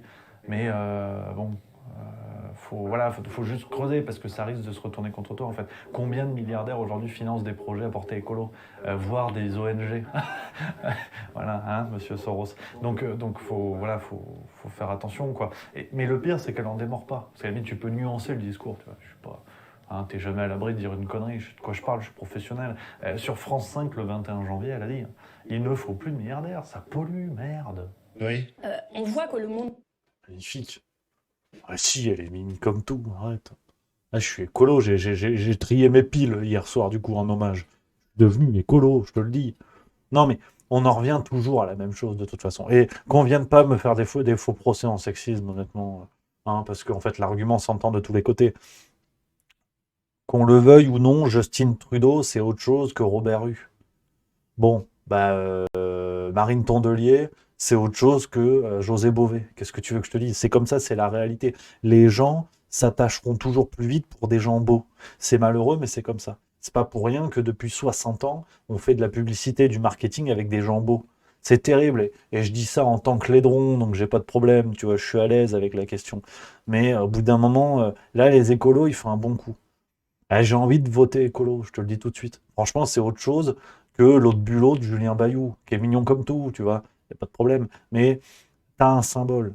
C'est horrible à dire. Je suis tout à fait d'accord avec vous que c'est horrible à dire. Mais si vous voulez, quand aujourd'hui on vient faire des lois sur les critères esthétiques à l'embauche, c'est cruel, mais c'est comme ça. Une entreprise de mannequins, une entreprise de gens de personnes qu'on envoie sur des salons pour représenter des marques, je suis désolé, mais elle a plus intérêt à prendre des gens esthétiquement beaux, ou en tout cas qui sont trouvés beaux au moment de l'entretien. C'est terrible ce que je vous dis, et bien sûr que c'est la discrimination, mais au bout d'un moment, c'est tout le sens du mot discriminer. Si on ouvre un dictionnaire, c'est con, hein, mais discriminer, ça veut dire choisir, en fait. Donc, ça m'énerve, et tu vois, je dis ça, je prêche pas pour ma paroisse, je veux dire, ouais, j'ai une gueule de belette, qu'est-ce que tu veux que je te dise? Mais demain, tu dois faire la une d'un magazine de mode masculine, tu vas pas me prendre moi et mon bide, tu vas prendre un mec qui a des abdos beaux comme tout, c'est comme ça. Ça fait chier, mais c'est la vie. Le jour où je ferai la une de JQ, on en reparlera. Pour l'instant, on met un type en slibard qui a un gros paquet et des abdos. Bon, bah, qu'est-ce que tu veux? Qu'est-ce que tu veux que je te dise? Voilà, Marine Tondelier, elle est belle. Et je trouve que les écolos, moi je suis écolo. Tiens, je suis vegan finalement. Ça y est, c'est décidé, je mange des pommes. Regarde, paf, voilà. On court à sa perte. Et on voit que les ultra-riches continuent, même fuite en avant sur leur mode de consommation. Pourquoi? Regardez bien, ils sont en train de se construire des bunkers où l'air est purifié. Donc s'il y a un problème qualité de l'air, ils ne seront pas concernés. Ou ils sont en train de créer des bunkers survivalistes. Ils sont en train d'explorer l'espace pour dire, tiens, moi, j'aurai mon petit plan de sortie si ça se passe mal. C'est ça. Elle dit aussi des conneries. Mais bon, quand tu es en concurrence avec Sandrine Rousseau, faut se mettre au niveau. C'est comme ça. C'est en train de se passer. Alors c'est vrai que Marine Tondelier, hein, de Tondelier à Tondonlé, je sais pas où on en est, mais c'est vrai que Europe Écologie Les Verts, sacrée concurrence pour savoir qui sera la cloche d'or entre Sandrine Rousseau, Marine Tondelier et compagnie. Quelle indignité. Du côté des Républicains, le parti se structure depuis l'arrivée à la tête d'Éric Ciotti. Et alors là, il a présenté la configuration de son nouveau bureau. C'est une armée mexicaine. Alors là, ils sont 66. Hein, avec des postes, alors là, des intitulés « En veux-tu, en voilà », avec cette fameuse technique bien connue, c'est de multiplier les postes dans un bureau pour concentrer plus que jamais le pouvoir dans les mêmes mains. Donc une armée mexicaine, les Républicains, direction les 6% pour 2027. Du côté de la France insoumise, on nous a encore régalé. Moi, je veux bien timorer mon discours, mais là, c'est des gourmands. Attends, la France Insoumise, c'est un buffet illimité. Moi, je suis un glouton, je suis obligé de piocher. Il y a eu la marche du 21 janvier, parce que... Et tu as eu mobilisation populaire du 19. France Insoumise a dit non, on va faire notre propre truc avec les jeunes, je sais pas quoi. Enfin, tout ça pour faire des affiches où il y avait écrit la France Insoumise. Le parti a évoqué 150 000 personnes à Paris. Il y a eu le cabinet Occurrence, le truc, je sais pas quoi. Lui qui a parlé de 14 000. S'il avait pu, ils auraient dit 18. Enfin, des bagarres de chiffres, à la limite, ça, on s'en fout. Parce que la séquence à retenir. Alors, Jean-Luc Mélenchon, encore et toujours dans la partie. Voilà, cette espèce de Palpatine opportuniste qu'aura fait tous les partis de gauche et qui vraiment s'accroche au bordel. C'est-à-dire, faut arrêter maintenant, monsieur Mélenchon. T'as fait parti socialiste, t'as voté à Maastricht, tu veux un France Insoumise. Enfin, l'œuvre est terminée. Maintenant, faut laisser la place aux jeunes. Et pourtant, non. Il était là avec un discours aux airs grandiloquents pour finir sur cette citation qui, à mon avis, restera dans les annales. Laissez ce grand souffle que l'on voit ici dans ces rues, de ces gens magnifiques qui viennent de tous les horizons et pour toutes les raisons, vous dire le seul slogan qui vaille. Vive la vie, à bas la mort! Vive la vie, à bas la mort. Ah, fallait la trouver, celle-là. Ah, faut avoir la couille bien accrochée. Vive la vie, à bas la mort. En même temps, on est difficilement en désaccord avec toi. C'est ce que je me dis. Merci à Quentin Zorc qui vient de ce. Merci beaucoup, cher Quentin. Merci à toi, cher ami. Voilà, politiquement, tu prends pas de risque. C'est... l'eau, c'est super. Parce que,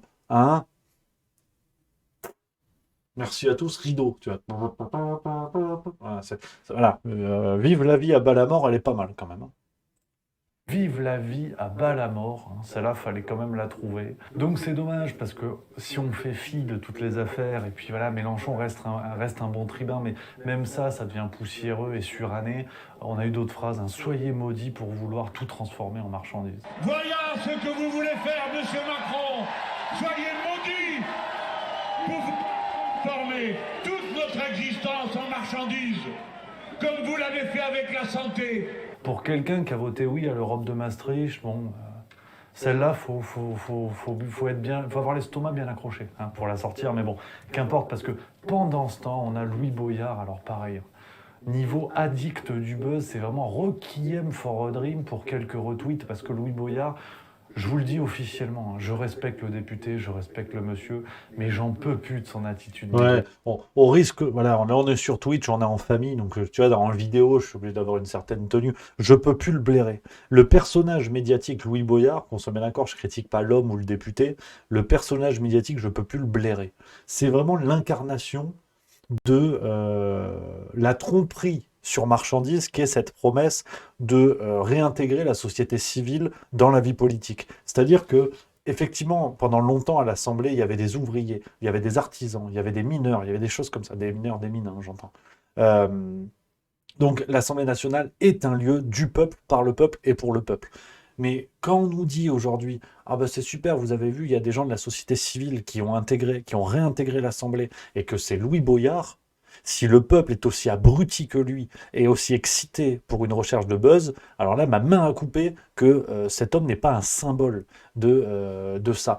Franchement, ça me sidère de voir, par exemple, des syndicalistes qu'on n'entend jamais, qu'on fout une fois à la téloche, qui mettent des branlées mémorables aux journalistes, et Louis Boyard, l'espèce de sergent Garcia grassement payé de l'Assemblée nationale, qui vient faire le guignol dans un clip de rap, comme je vais vous l'expliquer aujourd'hui. Désolé, c'est le petit moment grognon, mais ça m'énerve de penser que quelqu'un de la société civile qui vient à l'Assemblée devient un guignol comme ce que monsieur fait.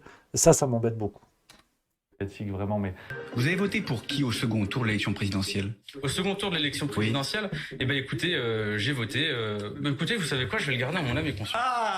La recherche du moindre buzz, et quelle a été son idée maintenant? C'est d'apparaître dans un clip de rap. Loin de moi l'idée de critiquer ça, à la limite c'est bien, participer à la vie culturelle, être dans la musique, il n'y a pas de problème. Les géiques, c'est que dans ce clip de rap, on peut entendre ceci. Je pèterai le champ à la mort du banc, je le pèterai à la mort de sa fille. Je pèterai le champ à la mort de Maréchal, comme mon grand-père a celle du Maréchal. Verbalement, que des rafales de pro. Faites la place à l'Assemblée, il y en a 89 de trop. Cordon sanitaire autour du cou. Alors, il y a Macno 2021 dans le chat, comme ça, on peut avoir le temps d'en papoter, cher ami, entre deux passages de la vidéo, qui dit Rémi, tu nous fais encore un Dunning-Kruger, tu glisses encore, attention, par rapport à quoi, cher ami? Moi, je veux bien, il n'y a pas de problème, dis-moi tout ce que tu veux, mais donne-moi le contexte, qu'on soit sûr de voilà, pouvoir en papoter tranquillement. Dis-moi juste si c'est par rapport à Louis Boyard ou autre chose. Dis-moi mon Macno 2021. On continue. Des appels plus ou moins au meurtre, alors en tout cas pas au câlin, je veux pas, tu vois, juste milieu. Je veux pas abuser, peut-être que voilà, c'est la chanson, il y a de la métaphore, je veux bien, tu vois. Mais tout ça est dirigé contre notamment Marine Le Pen, qui est collègue députée de Louis Boyard, tu vois. Donc on est dans un clip de rap qui évoque quand même la disparition de Marine Le Pen, son père, sa nièce, et Louis Boyard arrive pour manger un kebab dans le clip, tu vois. Allez. Et ça ne le dérange pas. Et c'est-à-dire que si tu viens lui reprocher, il va dire oui, je suis député, nanani, nanana. Dans les paroles du clip, on peut également entendre j'ai vendu de la drogue comme Louis Boyard. Ouais. Je viens du 9-4 comme Louis Boyard. Je suis un fils de prolo comme Louis Boyard. J'ai vendu de la drogue comme Louis Boyard. Je leur serre pas la main comme Louis Boyard. Ça ne le dérange pas. Donc au bout d'un moment, qu'est-ce que tu veux que je te dise? Et quand le mec se faisait reprendre de voler par Cyril Hanouna, il disait on parle pas comme ça à un député. Et je suis pas sûr non plus que ce soit le rôle d'un député d'aller faire la cagole dans un clip de rap pour manger un kebab, tu vois. Ouais, c'est pas faux. Enfin bref, s'il y avait que ça, tu vois, je suis un humaniste, je serais passé dessus. Mais non, parce que lors de toujours cette manifestation du 21 janvier, Louis Boyard était sur un char pour chanter, tel un hooligan de la bêtise, la jeunesse emmerde le Front National, à savoir ses collègues députés et l'opposition politique. 1, 2, 1, 2, 3, 4, la jeunesse emmerde le Front National. La jeunesse emmerde le Front National. Alors attention, hein, avant de passer à autre chose, qu'on ne vienne pas dire oui, tu t'en prends la France Insoumise, tu défends le RN et tout ça. Je dis juste que si c'était l'inverse, c'est que Marine Le Pen apparaissait dans une chanson où on disait à mort Mélenchon, je suis pas sûr que Louis Boyard jouerait la carte du silence. C'est juste ça.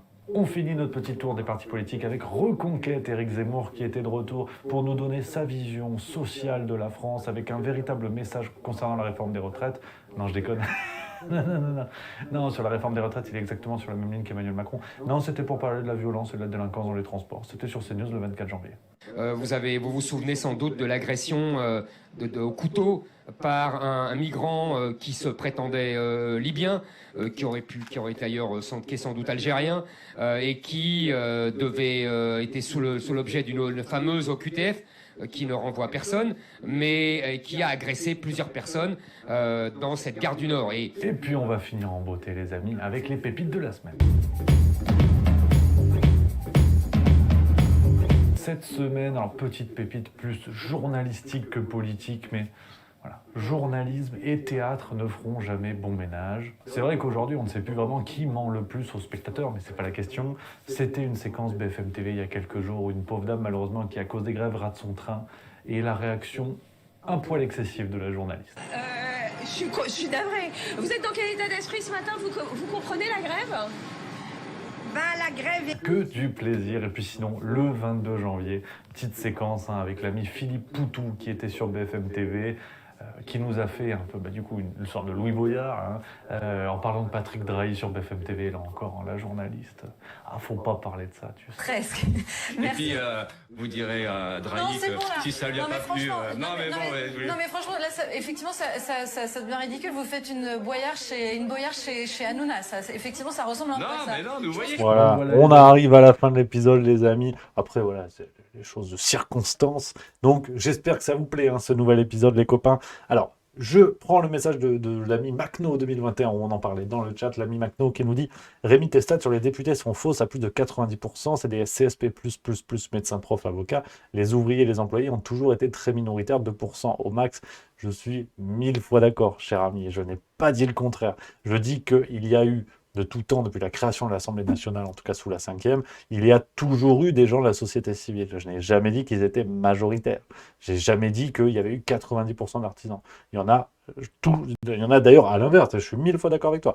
Il n'y en a jamais eu assez. Tu vois, elle n'est pas évidente non plus celle-là. Mais je suis carrément d'accord avec toi, cher ami. Mais voilà, l'effet Dunning-Kruger, ça on le connaît bien. Par contre, l'effet de surdité, on le connaît aussi. Il ne faut pas non plus entendre ce qu'on a envie d'entendre. J'ai pas dit ça. Et je te rejoins pleinement, ce qui d'ailleurs, enfin, je crois, nous éloigne pas forcément, alors, peut-être qu'on est d'accord ou pas, sur le fait que mon seul point, c'était de dire ça n'est pas parce que les gens viennent de la société civile qu'ils ont besoin d'être des abrutis. Et encore plus quand ils sont jeunes, parce qu'il faut voir l'image de la jeunesse que ça donne. C'est-à-dire que si un jeune, c'est Louis Boyard, qui mange un kebab, va dans un clip de rap, insulte ses collègues de boulot, parce qu'indépendamment du fait que ce soit député, ce qui est déjà assez grave en termes de représentation, mais indépendamment du fait que ce soit des députés, ce sont ses collègues de boulot. Moi, demain, j'ai un collègue de boulot qui me dit j'aimerais que tu meurs, enfin, où j'ai participé à une chanson où je dis que j'aimerais que tu meurs. L'ambiance, le lundi matin, la machine à café, voilà, c'est pas Pierre et Vacances, tu vois. Donc, voilà, je trouve ça tout à fait curieux. Et l'ami Macno, tu dis également, j'ai vu ton message tout à l'heure, et là je le lis, Rémi, rends-toi utile, appelle tous tes followers à descendre dans la rue pour manifester contre Macron et son gouvernement de menteurs voleurs, STP par avance, merci. Je lis ton message, tu vois, l'appel est passé, après libre à chacun de faire ce qu'il veut et de se mobiliser comme il l'entend, qu'on soit bien d'accord pour être tout à fait clair, parce que c'est tout à fait une chose qu'on pourrait me reprocher de manière tout à fait légitime. Étant en Suisse, je n'ai pas manifesté moi-même contre les grèves. Donc j'en parle, je sors les trompettes en vidéo, mais je n'ai pas manifesté parce que je ne suis pas sur place et parce que mon moyen d'essayer d'avoir une petite pierre, d'apporter une petite pierre à l'édifice, c'est à travers justement ces vidéos, à travers les explications qui, j'espère, ont leur utilité. Mais je ne peux pas non plus dire aux gens, faites quelque chose que je ne vais pas faire moi-même. Les gens se mobilisent comme ils l'entendent. Bien sûr que je pense que la mobilisation populaire est l'un des moyens les plus importants pour faire bouger les choses. Maintenant, je serais quand même un sacré crétin de dire aux gens allez-y, allez-y, c'est très important, sans le faire moi-même. Voilà, c'est pour ça que pour être tout à fait transparent avec vous. Alors, il y a Steph C qui dit tout seul dans les rues de Lausanne, effectivement, je peux faire ça, sinon je peux absolument faire ça. Donc, voilà, pour être tout à fait transparent, et c'est important de ne pas jouer, si vous voulez, à Jean Moulin, alors que je fais pas grand-chose en termes de mobilisation. Donc, voilà, les amis, voilà les copains, du plaisir, les amis, ce Twitch. On est ensemble depuis 1h40, j'espère que ça s'est bien placé, j'espère que ça vous plaît, hein, ce format de commentaires, de nouvelles vidéos sur la farce tranquille et tout ça, on pourra peut-être refaire ça de temps à autre, avec grand plaisir, les copains. Qu'est-ce que tu veux que je te dise? Qu'est-ce que tu veux que je te dise? On va se retrouver, les amis, dès demain. Voilà, je crois qu'on a fait le petit tour de l'actu pour aujourd'hui. Voilà, on finit la journée ensemble. Le petit format sympa. J'espère que ça vous va, hein, par rapport au Juste Bistrot le midi. Donc, le programme, demain, on se retrouve même heure, même endroit, 17h ou 17h15 sur Twitch. Le rendez-vous est pris, c'est fixé. Pas de vidéo normalement sur YouTube demain, si tout va bien. Et vendredi, on va voir ce qu'on peut faire. Il y aura peut-être un extrait de quelque chose, on sait pas. On sait pas ce qui va se passer. Et le programme après. Voilà, vendredi, il y aura Twitch aussi normalement. Le midi, je vous tiens au courant, les amis. Donc, merci les amis d'être toujours aussi nombreux. Bonne soirée à tous, bon courage si vous êtes encore un petit peu au boulot. Bon courage, s'il y a les gosses, il faut s'occuper, il faut faire à manger. Est-ce qu'on mange des coquillettes? Moi, j'aime pas le jambon, tu fais chier Dimitri. Enfin, les petites histoires, on connaît. Bon courage à tous, les amis, les papas, les mamans, les frères, les sœurs. Hein, que du bonheur, on se retrouve dès demain en pleine forme. Prenez soin de vous, bon appétit, bonne soirée. Vive la rigolade et vive la France.